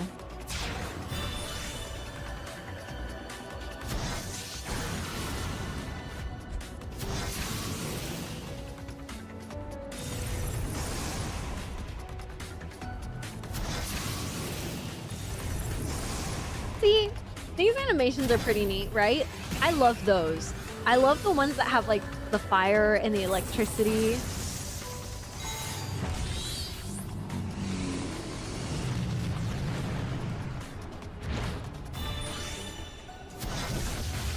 I am going to be covering the crafting jobs more in depth next week. This week I wanted to do just like a quick rundown of the game itself, like an intro to the like main battle jobs and classes. Because I believe next week, the part 2 is going to be mostly regarding story and more casual content.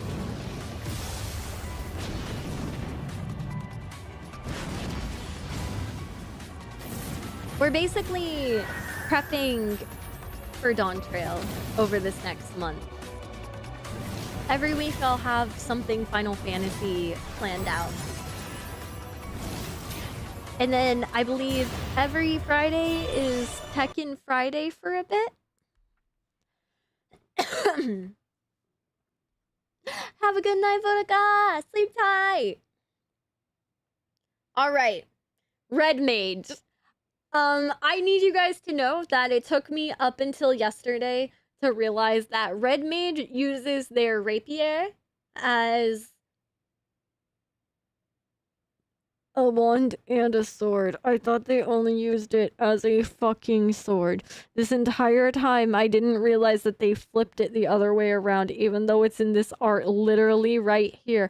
I am stupid.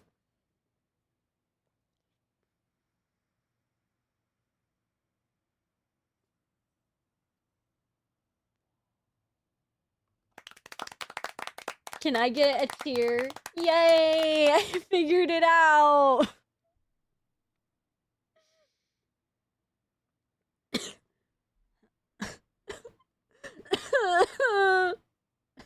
As someone who pays so much attention to detail, what do you mean? What do you mean? Is that a new smell in Dawntrail? I'm permanently afflicted with it.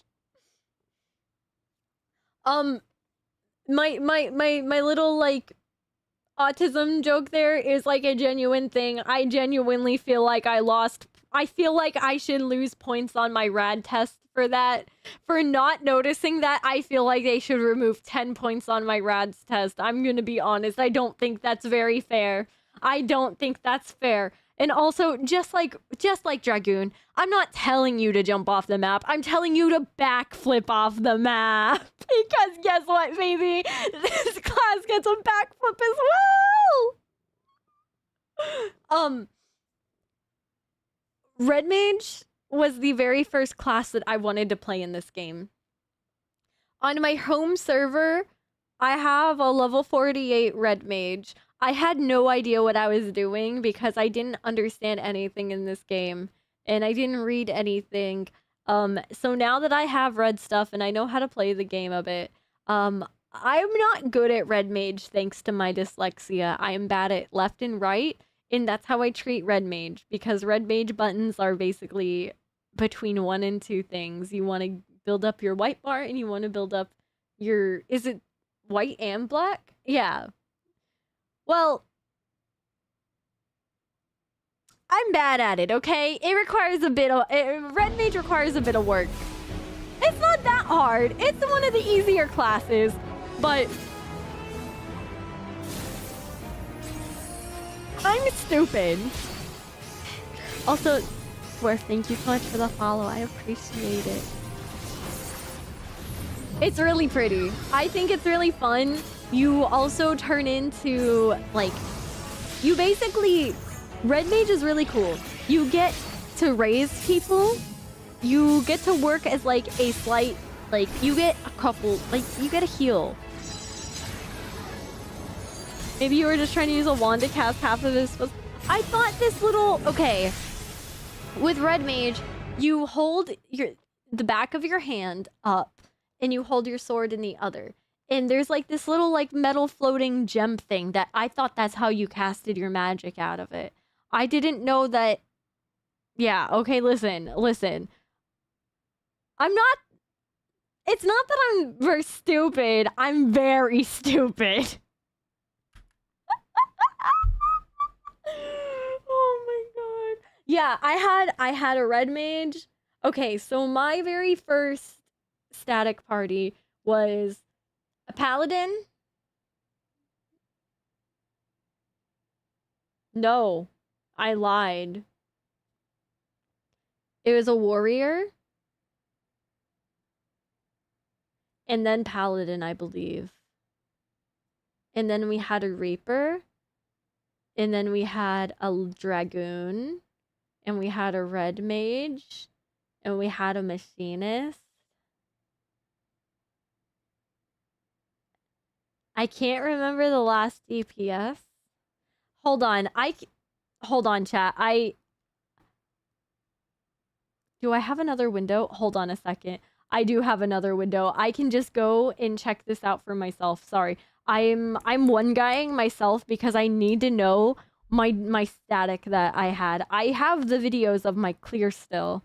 I do. I really do. And they mean a lot to me. I'm never going to get rid of them, no matter how rough they were. My first clears were fucking... That was incredible for me. My first clear is called This Is... That was my second clear. This is a horse. Okay, I lied. We had a warrior, a gunbreaker. We had a dragoon, a Sam, a machinist, and a red mage. And my other healer was a scholar. I was a white mage. That was my party for my first static for raiding. Yes, there we go. Good night, dragon. The focus. Yeah, that thing. Unfortunately, how do I say this? I'm not a full story skipper, but I am a partial story skipper because I don't have the energy. I'm too ADHD to focus on the story when I'm playing the game. I don't like going in between. So, I'll explain more of that next week. But welcome to Pictomancer! Pictomancer is the latest job addition to Final Fantasy 14 other than Viper. This is the magical, like, ranged caster class. Pictomancers eat crayons, okay? You guys eat crayons. And when you're out of crayons, you eat drywall. I'm not wrong. The only reason you guys don't eat paint anymore is because it gives you a tummy ache.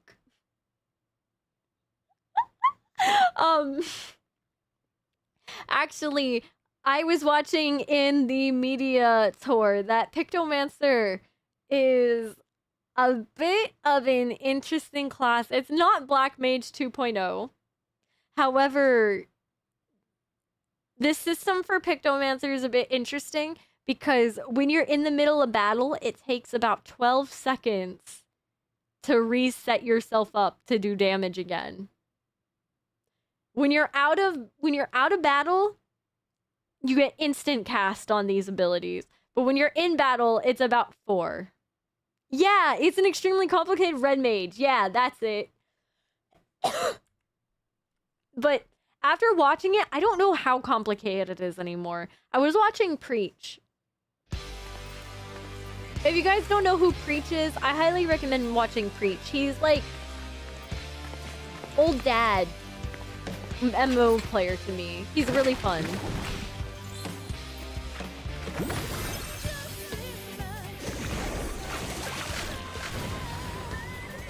It's a... People describe this as like a very Super Mario Bros. Class because you get a giant hammer. Look, you get to commit. You can be someone that does art commissions. I think Pictomancer was a very good class actually, with how artistic, and I genuinely mean artistic, the community is. I think it only makes sense to have a class like this finally.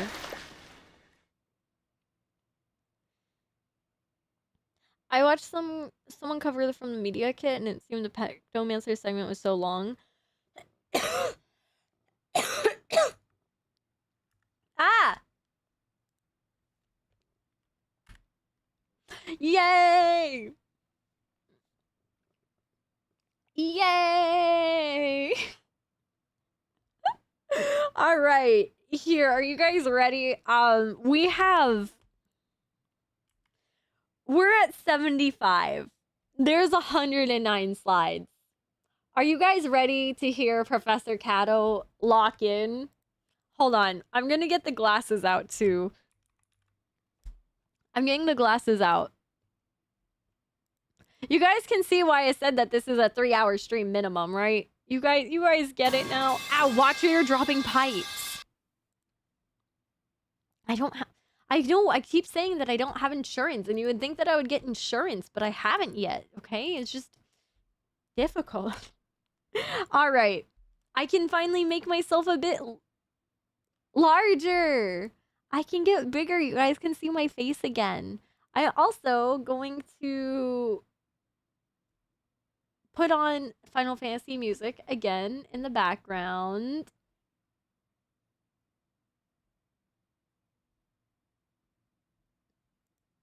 I'm putting on Final Fantasy relaxing music.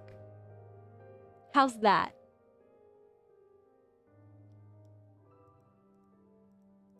All right.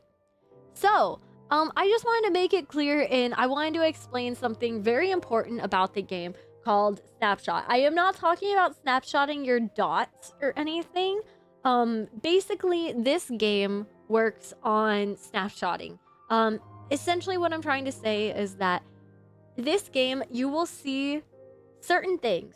If you come from a game like League of Legends, where things are instant, versus Final Fantasy XIV, the way Final Fantasy XIV works is that there's like ping in servers. So essentially, it comes to figuring out where your character is after a certain... Where your character is registered within a certain amount of time towards the server before the next move comes out. I'm doing a terrible job of explaining this. I just want to... this video might explain it better. So the term snapshot is quintessential when it comes to understanding how mechanics function in Final Fantasy XIV. Buffs, debuffs, positioning, and all more rely on some form of snapshotting. Snapshotting refers to when the server checks on the current state of the player character as it tries to resolve mechanics either friendly or hostile. So what that means is if you are standing in an AoE and you get out of it and you still see the AoE after you're out of it, and then the AoE resolves or the monster swings its arm. If you are caught in that even after the AoE is gone, there's a certain like time frame where you have to be out of it, even if you're not being hit by the animation, or it can look like you're being hit by the animation. If you know the fight, or if you know the timing of certain things, you can basically snapshot yourself or like slingshot yourself into like... I'm doing a really bad job of explaining it. This video will do a better job than me. It's just packet refresh. Doesn't matter where your character is, it only matters where the server thinks you are. The AoE markers and enemy cast bars determine if you get hit, not animations. Yeah, basically, don't rely on animations for this game. So this should show, okay, he's out of it, and then since it's over and it went away, essentially he can run back in, or he can start using another ability immediately. So we'll watch it again. The bar up here. Sorry, we're gonna replay it a couple times because this is a really... Obviously, if you aren't familiar with MMOs, this is really hard to see. So my mouse is here around the center near the red button in the front. We're going to be looking right up here at this yellow bar. This yellow bar right here is going to tell you the progress of the enemy. So we see it right here. We're running out. Now we can go back in. Play it in 5 speed? Wait, really? I will. I get it. Okay, cool. We'll do 0.75 speed. Just to get just to fully see it. So we're out and it's done, and then we can immediately go back in. That is a more advanced thing. It's a bit more advanced. Essentially, I just wanted to show you guys that don't trust animation. It's something that becomes a lot more natural and more fluid as you play. I know it seems really annoying, like, oh my god, there's lag. Oh my god, I didn't even get hit by that. It's something you get used to. So, the next thing that I wanted to talk about that you're going to be hearing a lot of is called a rotation or a flowchart. So your basic rotation is going to be the core sequence of skills that you repeatedly use.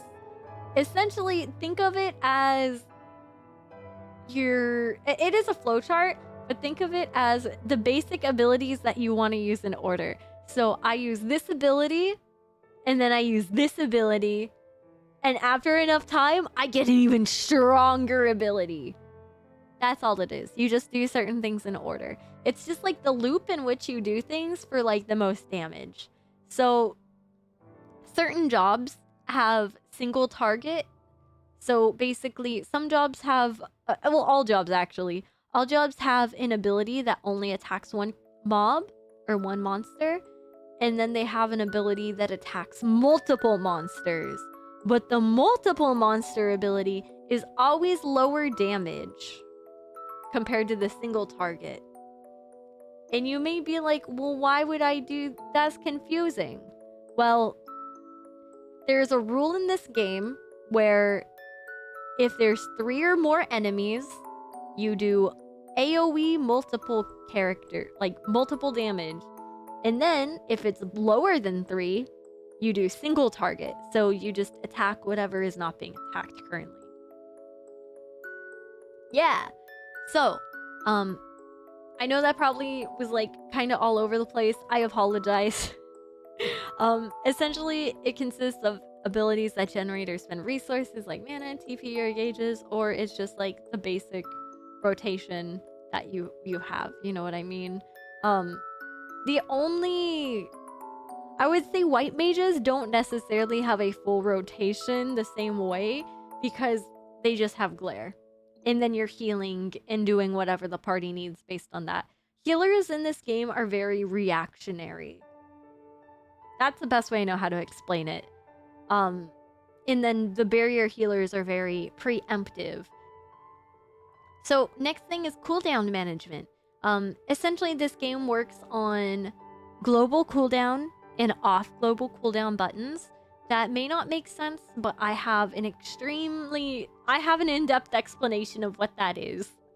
So many jobs have powerful abilities with long cooldowns. Properly timing these abilities when you're in rotation can significantly boost your damage output. So basically it means that if you have an ability that is on cooldown for 120 seconds after you use it, you need to, within that time, build it up again so you can use it every 120 seconds for big damage. Yay! It also means like not spamming your most important abilities that you're not gonna get back right away. That's all. It's pretty simple. It is exactly what it sounds like. And then the last thing is called weaving. Many jobs have abilities that can be weaved between their global cooldowns and obviously like their off global cooldowns. Essentially, what it means is I know how to explain it, but I want to explain it as a white mage. There is a very fun move called a size, eyes that white mages have. If timed correctly, you can basically refresh it with your damage over time. Whenever your damage over time runs out on, I believe it's second or third, you immediately get in a size refresh immediately after it.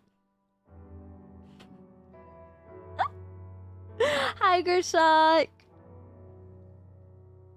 If I'm not right on the timing, I'm sorry, it's been a minute. My bad. But basically, weaving means that you use your off global cooldowns, so when you get them back up, you don't have to wait for all the... there's no cast time. So you cast something and then immediately use your instant button. That's weaving. And then you go back to your cast, and then you use your off global cooldown, and then you cast, and then off global cooldown. That's weaving. It's basically using your OGCDs in between casts, like efficiently. I'm sorry, I'm trying to make this understandable for a beginner, and I don't think I've...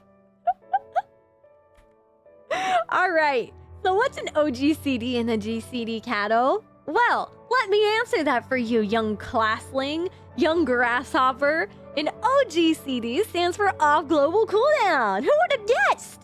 And then a GCD stands for global cooldown. So the global cooldown represents the time it takes for your character to recover from using a standard action, such as a casting spell or executing a weapon skill. Most abilities in 14 have a global cooldown associated with them. The cooldown usually is between 2.5 and 2 seconds. I think that's supposed to be 3 in 2 seconds, if I'm being honest, because if I remember correctly, most spells are 2.8 seconds. I believe it's mainly 2.8 seconds. At least for healers, it's, or 1.8. I don't know. It's something like that. I know it's like 0.8. I'm dyslexic. I have dyscalculia. Don't trust me with numbers, writing, or letters, or both, okay? I draw pretty pictures. During global cooldown, you cannot use other abilities that are also on the global cooldown. So, like, you can't go a size and then immediately go into the next thing. You will see that your buttons do become grayed out. So, OGCD's abilities have shorter cooldowns compared to GCD, and they can be used to complement your rotation by weaving them in between your GCD abilities. Examples include buffs, instant cast spells, utility skills, dots. Looking at you, white mage, and healers, your dots. Again, weaving is just effectively using your OGCDs and your GCDs in between to maximize damage output without interrupting your main rotation. Dots, you mean hots? I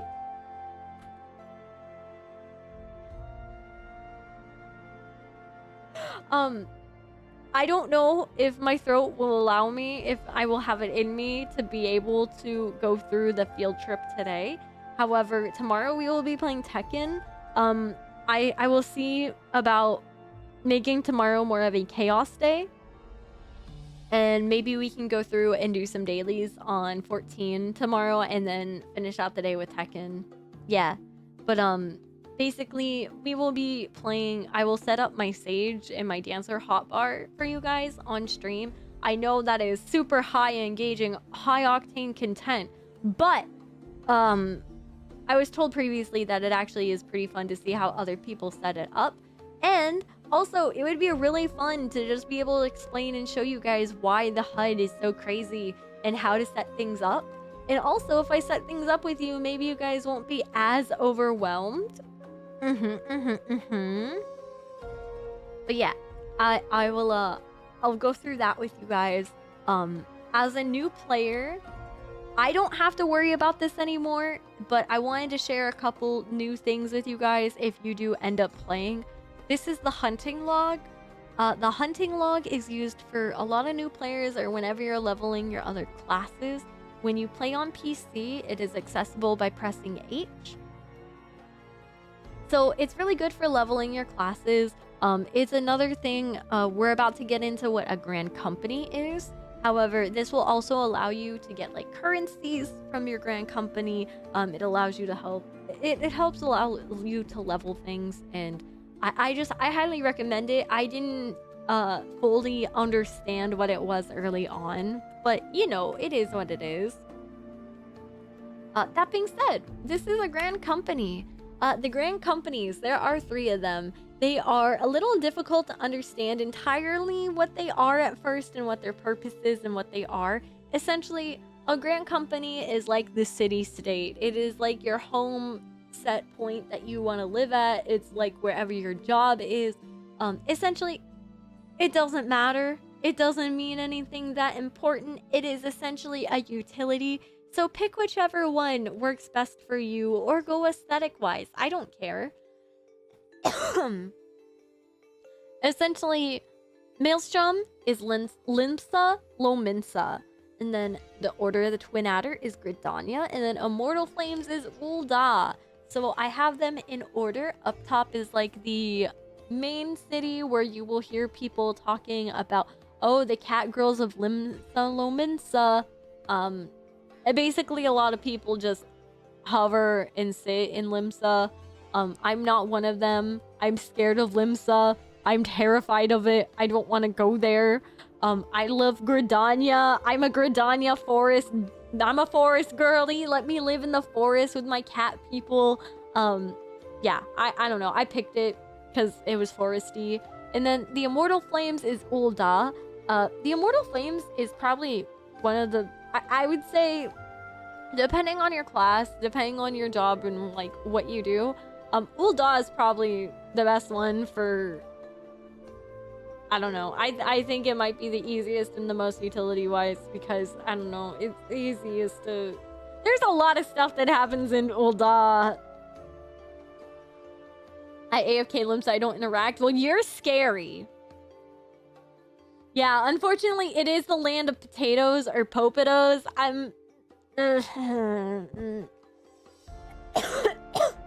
Sorry, my cough is getting bad. Okay. So, this probably looks scary. I grabbed a random image off of Google. I wanted to show you guys. I fucked up the order, but up here where my mouse is, this is a hunting log logo. I know we talked about the hunting log earlier. However, whenever you have something on your hunting log, there will be these little like sonic waves, these little horseshoe things above any enemies that you need to kill. So, just so you know, why do I have a thing above this enemy? It's because you need to go do the hunting log or just kill it and you'll get XP and stuff. Very good, very good. Now, the HUD, the UI. You saw pretty things. Now get ready to RTFM. Class, do we know what RTFM means? It means read the fucking manual. Essentially, everything in this game, it's going to hit you with so many pop-ups. If you want to play Final Fantasy XIV, you better be ready to read novels. That's right, you need to read novels to play this game. That being said, there's a really nice UI guide. Yoshi P, all of Final Fantasy, like there is an entire guide to understanding the UI. However, I've done a very nice little thing and I've yoinked another image off of Google Images and I've listed exactly what everything is and now we get to go through it together.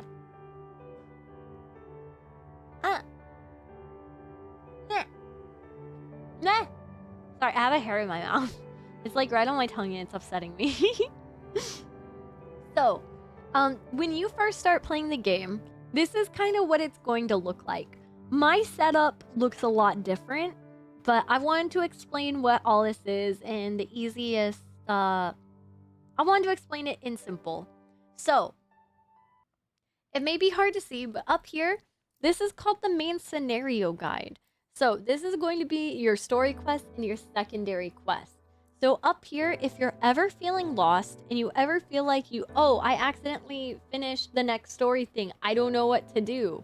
You can always check right up here and it'll tell you the next quest that you need. You can click on it and it'll bring it up and then you can track it. It's really helpful. And then once it's up on here, if I remember correctly, you can just click on their names and it'll show you kind of where they are on the map. Navigating in this game, especially like early on, it is a bit complicated. It is a little confusing. It gets easier with time. Hopefully, over time, whenever I start playing, you guys will see.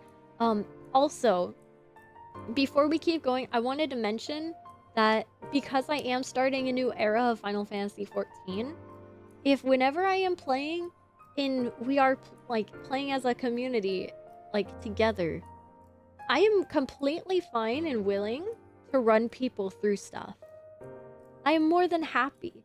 I would love to start like doing like open party finders and helping be like a healer for people or like filling in spots. Because I have my DP, I have some DPS, I have my tank, and then I have my healers. So like I can rotate different jobs if needed.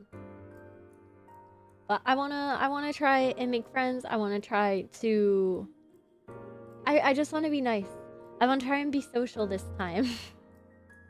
But yeah, in case in the future you end up playing alongside me, if you ever need help when I have Final Fantasy XIV and stuff open, please let me know. Catto link shell? Yeah, we can make a link shell. That'd be really cool. Yeah. A link shell is basically across all servers. It is like the cousin of what a guild is. In this game, we don't have guilds. We have FCs, or free companies. Free companies all have to belong on one server, and you can only be a part of one. Link shells are essentially like they're cross data set, not cross data centers, but cross world shells, like cross world chats. Okay, you can talk to different people on different servers. That's the best thing. Yeah, there we go. There we go. Words finally started working. All right, and then the next thing is your party list.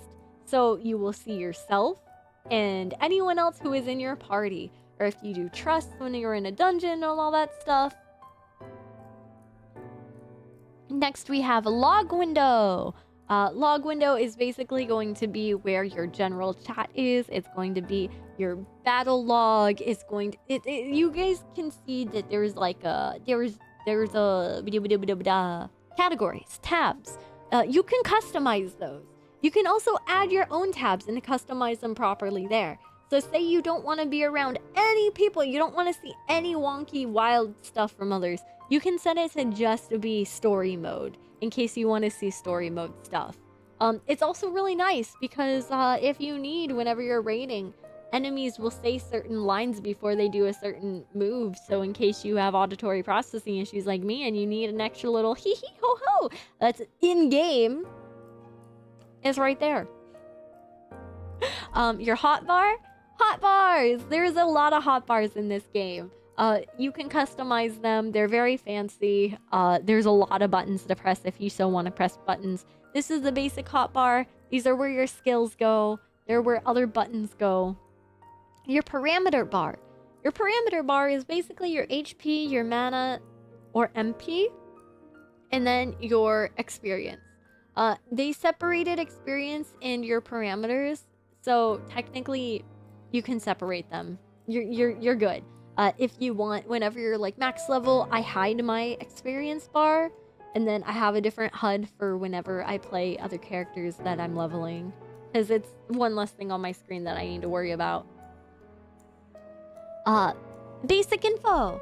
Everything right up here is your basic info. This is going to be the server that you're on. This tells you if you have any mail in your mailbox. Whenever you buy things off the store or like special glams and stuff, you also get mail that way. Other characters can email you in game essentially. This tells you the, I believe, I don't know what LT is. I don't think it's Eorzea time. But basically, you have you have a couple different clocks you can cycle through. There's Eorzea time, which we'll get into it next time. But crafters and gatherers have timers they have to meet, and it is based on in-game time, local time. Yeah. So it's your own time zone. Thank you. Yeah. And then there's Eorzea time. So the local time will tell you your actual computer's time, the time that it's in real life, and Eorzea time is the timers for game and all that. Then we have our duty list. Duty list is really cool. You can not analyze, not check, not observe, track. That's the word. Holy, I'm getting so tired. I'm sorry. Basically, you can track multiple quests at once. Also, it is pretty good to have it up there because it will show you on the mini map or on the main map where people are, and you can just teleport to people easier that way. Yay! And it tells you when your quest is done too. It's useful. Yeah, you can also hide that too whenever you raid if you don't like that stuff being up there. The mini map is super important. We will go over travel and mini map stuff eventually on its own because it took me forever to figure out how to do it. I'm gonna be honest, it took me so long to figure out how to teleport around properly and how not to waste a shit ton of money. I basically want to make, even if I'm terrible at explaining stuff, I want to make a guide. I want to show people the stuff that I wish I knew, because oh my god, I wish I knew half the stuff that I knew now. And then obviously for the last bit of it is just like your gear, your main menu, and gil. Gil is the money that we use in game. I'm Mario. Wow. There's gatherers and crafters. So the gatherers of this game are botanist, fisher, and miner. Not to mention Kendrick Lamar, but you can be whatever you want to be in this game. And then crafters. So crafting in this game is interesting. I don't know how to explain it any more than it's interesting. You can become a specialist in some of these, and you can swap them around depending on what you're feeling. I don't recommend that though, because eventually, basically gathering and crafting is very end game basic stuff. It's very end game regarding what you want to do, how you want to make money. However, I think crafting and gathering is really fun. This honestly kept me going on the game when I couldn't raid. I really enjoy it. It's nothing crazy. It's just, it's like dedicating yourself to another job. It's really fun, okay? I am a culinarian and I believe weaver. I think that's what I have maxed out right now. Hi, Exotic. How are you? Also, hi, Last Hero. What if you did it early game so you don't have to do it end game? Well, you can't. You can't do end game content until you're maxed out. End game content essentially means it's something that you can't do at the beginning. It means you can only do it once you have cleared everything else.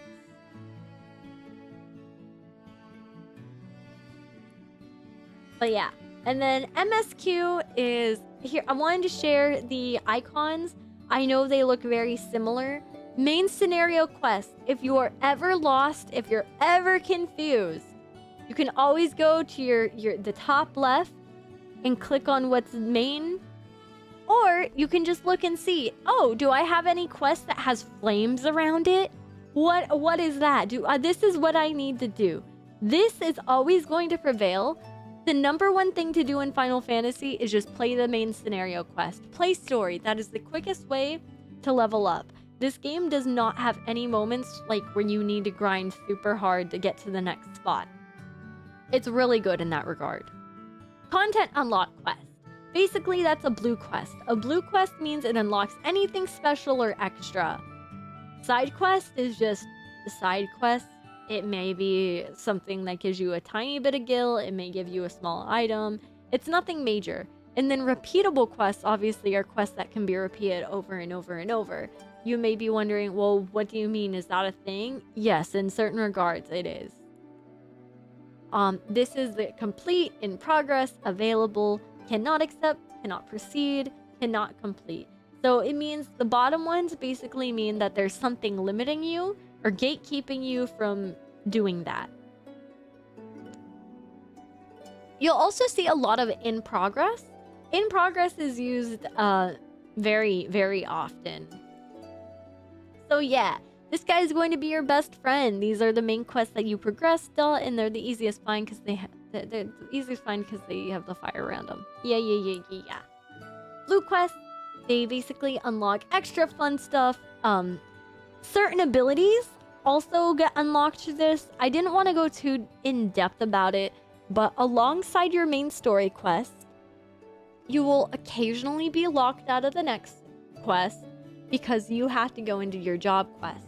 Essentially, a job quest is a separate storyline regarding your job where you have to go through it so you can unlock the next ability in your job.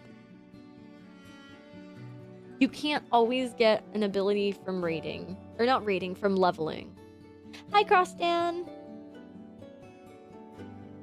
Think of your job story as like your mentor, and they have to teach you the next skill. That's like the dumbest down way I know how to put it. So I hope that makes sense. It's not that confusing. It's pretty easy. If you ever have issues, you can just Google where you're stuck at. And other people might have a similar answer or similar issue that you might have. So, you're playing an MMO, but what the fuck is a dungeon? What the fuck is a trial? It's very fun content. You don't have to play Final Fantasy. You don't have to ever play any other... I guess that's something I should have started with immediately. But even if you have never played Final Fantasies before, Final Fantasy XIV is a great game because I don't give a freak frack about other Final Fantasies.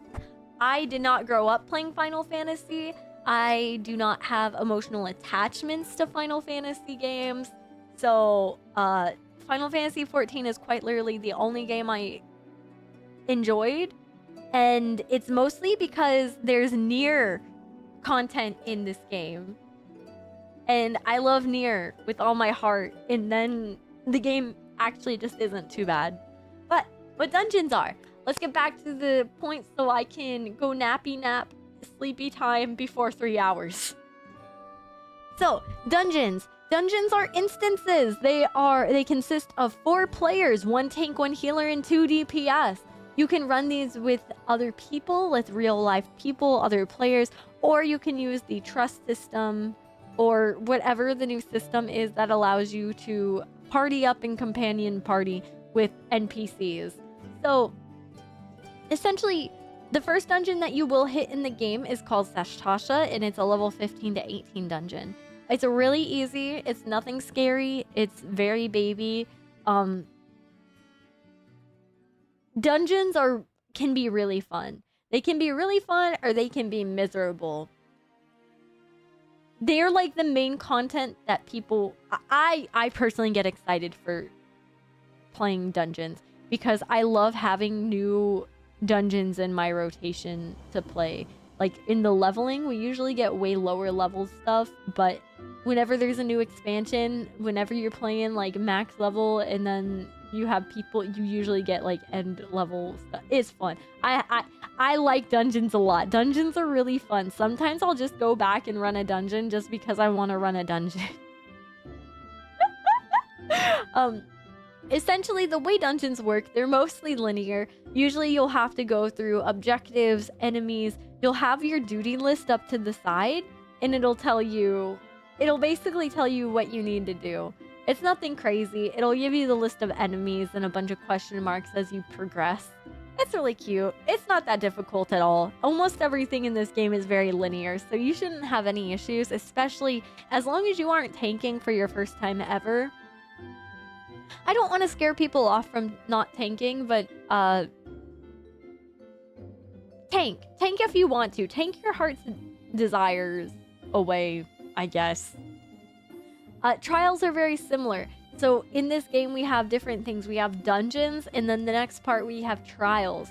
Trials essentially are dungeons without all the mobs, and it's a single boss instance fight. It is kind of like Savage Raiding, but not entirely. Trials are like dungeons. You start right in front of the boss, though. There's no extra mobs that you have to go through. There's no running. Some of these consist of 8 players. There are very few that only have 4. You'll see them mostly early on. But for the main story, you will be expected to be able to play through normal and hard trials. They are not bad. They're fine, I promise you. Hard is like some of the more fun baby content stuff, okay? And then there's this thing called high-end, extreme, and unreal, which is what is Savage Raiding. These are endgame. These are what I strive to play. And then raid guides!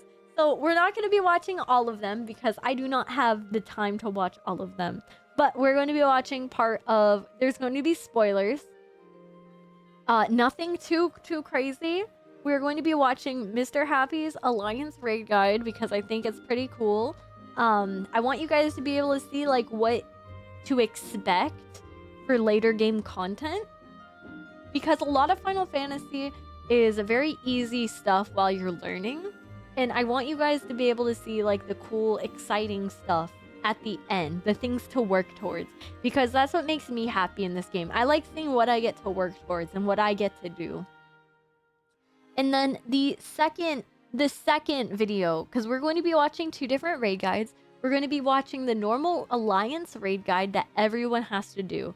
Alliance raids are the largest raids that we have. They have a lot of people. There are 3 different groups of 8, if I remember correctly. The second one is going to be Pandemonium Asphodelos, the first circle. This is savage raiding. So the second one we watch is going to be difficult stuff. It's not that difficult. It's actually a really easy raid. I cleared it. All right. So this is Thalia. Hey everyone, Mr. Happy here, and welcome to my guide to Thalia, the final 24-man of Endwalker. It's not much different in difficulty from Aglaya and Eorzea, so it should be no problem. But if you're struggling with anything in particular, this should help get you through. So use the timestamp, skip around, and let's get started. Upon entering, you'll come to a quick trash pull. The first few mobs just has some AoEs to avoid, but the second set is full of water elementals that explode on death, dealing damage to the entire alliance. So don't let that damage sneak up this on looks people. like a whole lot of stuff, right? And avoid any other AoEs until everything is dead. This is now we're on to the first going boss, to look Thalia. really This overwhelming. fight has a few tricky bits. However, it's really fun. When you are at this level, you get to a point where you want crazier stuff to be happening. Yeah, as long as you're nice, as long as you're open to, like, whenever people offer advice and stuff, don't worry about it. My favorite thing, like, the number one thing, okay, I'm a bit of a little shitty, toxic person. I am not social. Again, we're changing that. We're trying to be better. We're trying to be better, okay? Even in my most toxic days, if I saw someone who said, "Hi, I'm new. I've never done this before. I'm sorry." All my expectations, all my anger out the window. I am the most chill person. If you are new, if you are struggling, just fucking tell me. Just say it. Just say it. Do not act full of yourself. Don't tell me that you're not struggling. Like, tell me there's something wrong going on. Tell me you need help. Anything. I will not ever be mad at someone who is new to something. I get mad at people who have 1,000 hours in this game slowing everything down for everyone else because they refuse to learn their rotation. You've been playing this game for how many years and you still don't know basic rotation? What do you mean? Just tell me. Anyways, I'm sorry for being... I'm new at Inkling in. I hope you get some good sleep, okay? We're almost through the PowerPoint, though. We're on 98. We're good. We've almost made it, gamers. I will also talk about PvP next week. I feel like I have a better idea of what to talk about in... I will be doing marshmallow questions instead of after stream. That way I can better get actual questions in plan and prepare instead of just like going hee hee ho ho, I think. Yeah. But yeah, this is a boss fight in a raid. So these seem very scary. These big raids with a bunch of other people, no one's going to care if you die in it. I'm sorry if I sound rude for saying that. If you die in these raids, not everyone's laughing at you. Probably no one cares. Probably no one even noticed. But shouldn't be a problem. I apologize in advance. Almost all of these pronunciations are probably incorrect. First is Cataractus, which is just a raid wide with a bleed afterwards. Nothing too bad. Then there is Reagnosis, which summons a clone of Thaliak on the east or west side of the room. He'll then jump away, grow, and prepare to splash a wave across the room. This wave just knocks players back, so either knockback resist or go to the wall on the same side as the clone and just ride the wave. Right after that is Thlipsis, just a split damage AoE that everyone has to stack. So, another thing that I want to point out, that this probably looks like very overwhelming and really like fast and whatnot, but did you see how late people were to getting this stuff? This is a guide video. I just want to like reiterate that. People who make guide videos, People who like know the game will record and you will see other people getting hit by stuff because it's just normal. It's natural. Like I don't want people to feel like, oh, you have to play perfect 24/7. No, you will see me get hit by stuff simply because sometimes I just don't care quite enough to move. Sometimes I'm a little slow to notice stuff. But I don't want you guys to get scared. I don't want to be mean. I don't want my toxicity to like scare anyone away. Up for. Then there's left We and will- right bank, which is basically just a half room AoE on whatever side of. We're from gonna the arrow skip on a the little ground. ahead. Basically, you could ignore everything that's happening except for the arrows on the ground and just get to the side of those and you'll be fine. When there's two clones during reproduce, just ensure to See, stand this directly looks crazy, between but the it's two really to not. avoid both It's of them. really cool. After the first couple of swinging draws will be flinted There's foam, like which an is a exhilarating multi-hit split. feeling whenever you start raiding and doing this stuff. It's really not that bad. Now this is mistake. What I'm about to show you, this video is the actual more difficult stuff. This is the first circle savage of Endwalker. This is what I began learning how to raid to. This was my introduction to raiding. I was learning this fight blind a bit, and then we watched a guide. We wanted to do our first day blind, and then the second day we decided to the visual learn guide it. for Asphodelis, the first circle savage. This is the first savage raid encounter made available in the Pandemonium raid series in Final Fantasy XIV Endwalker. If you find yourself in flux, chain wiping, flailing in Party Finder, or tormenting your group, let this guide be your saving grace. My name is meetcha, and I'll be your raid guide. Heavy Hand will target the primary target with a heavy hitting tank So, buster. this is very overwhelming. You guys will never have to deal with this. This will never be something you have to deal with in any sort of normal Final Fantasy content. All these markers, all these floating things in the air. These are basically markers. Whenever you get into raiding, you have to start marking parts on the map because certain abilities, certain things are too difficult not to get pinpointed correctly right. If you get one person out of place, you make your entire party wipe. So essentially, the reason why I like savage raiding, this is going to be a really cringe way to put it, but savage raiding feels like a boss dance with you and all of your party members. And there's 8 of you. So you have to have 8 people make sure that they get certain things right.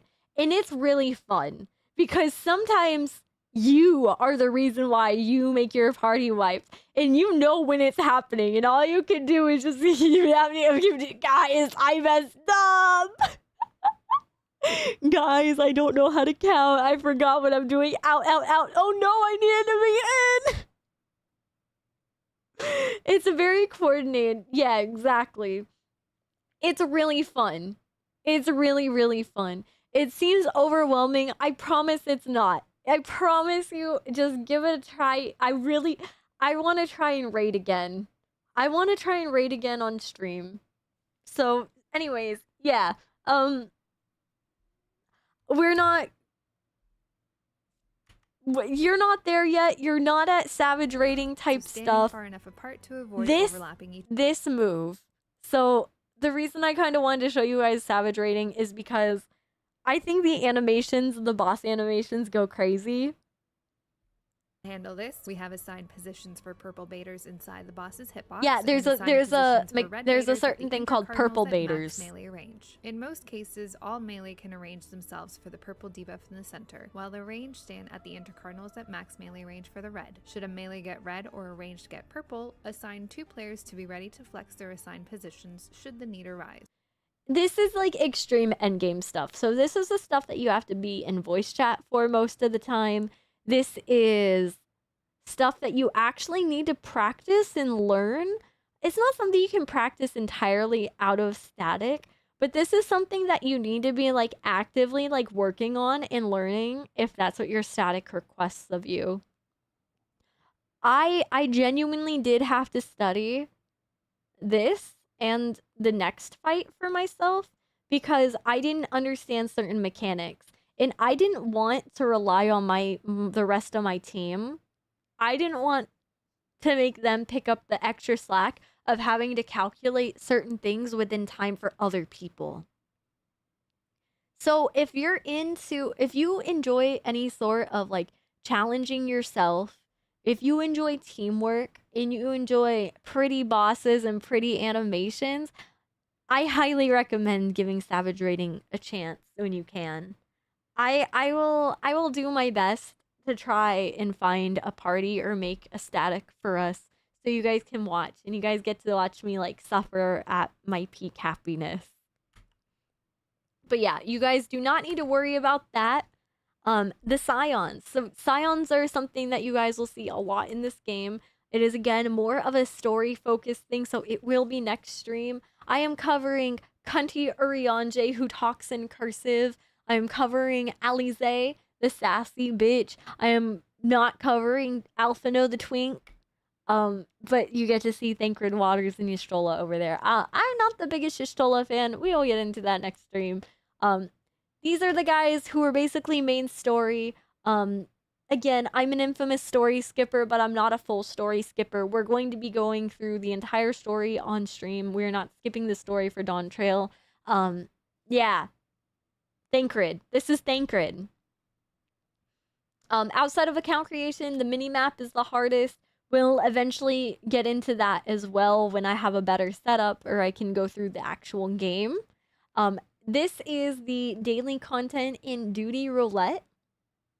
This is accessed by pressing U on your keyboard. These are going to be your dailies. So your daily roulette is really important collecting currencies. It's really important for getting experience. I know that there's like expert roulettes or expert dungeon. Like, don't worry about that. It's not that important. It's not that crazy. It's no different than other dungeons. How long does it take to get to this point? Like, how much of a time sink until you get to rating stuff?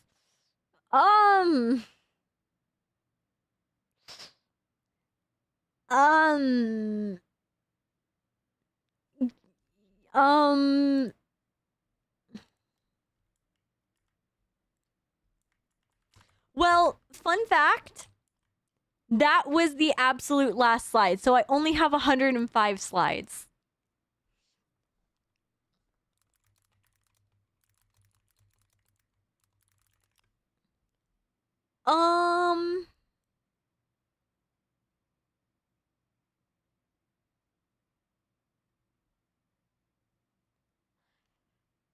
So, okay.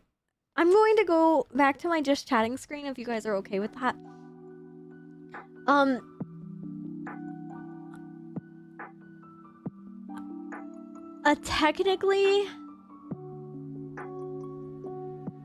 Technically, I don't know if this is like ridiculous of me to say or if this is like completely underselling it. If you want to care about the story and stuff, you're looking at a minimum of 200 hours from ARR to Endwalker. A minimum. Ah! Wait, hello! Welcome, Raiders! Hello! Oh no! Oh no! Hello, Raiders! My name is Cat, or Catto, or CatNaps, whatever you want to call me. Hello! I'm a self-produced indie VTuber. I draw and rig my own models. I make my own overlays. I like to voice act. I like to sing. I like to draw and do a whole bunch of stuff. I'm a gamer. Hi, Lucky! How are you? Okay, we got a shout out for Lucky, right? I hope you're doing good. Hi, hello. Hi, Raiders. I'm so sorry. We're actually getting to... We're about to end stream, but this entire stream today, I ended up yapping about Final Fantasy XIV. We're prepping before Dawntrail, and I got to teach people about the game a bit. I got to explain a bit of what to look for. I'm really excited. Thank you guys. Wait, what the heck? Thank you guys so much for all the follows. Thank you. Thank you so much. If you guys, Meow. I draw all my own emotes. My sub badges were made by Lonnie Laura. I will say that they were fantastic. They're pretty. I love them. Meow. Thank you guys so much for all the. Wait, thank you. I really appreciate it. We keep getting passed along. I'm sorry. Listen, it's not that I'm trying to pass Meow. you off or pass you along. I think you're a wonderful person. I think you guys are all wonderful people with a special thing inside of you. And Meow. that special thing just might be crayons. We can just all eat crayons together. How about that? What if we all decided to go eat crayons together and watch other VTubers, huh? Listen, Did we just get friends? No. It's fine. It's fine. It's Pride Month. We got to talk about gay farmers being inside of you. That's Final Fantasy 14. Yes, yeah. I love crowns. What's your favorite flavor? I like the red ones personally. Sorry, I am a little unhinged.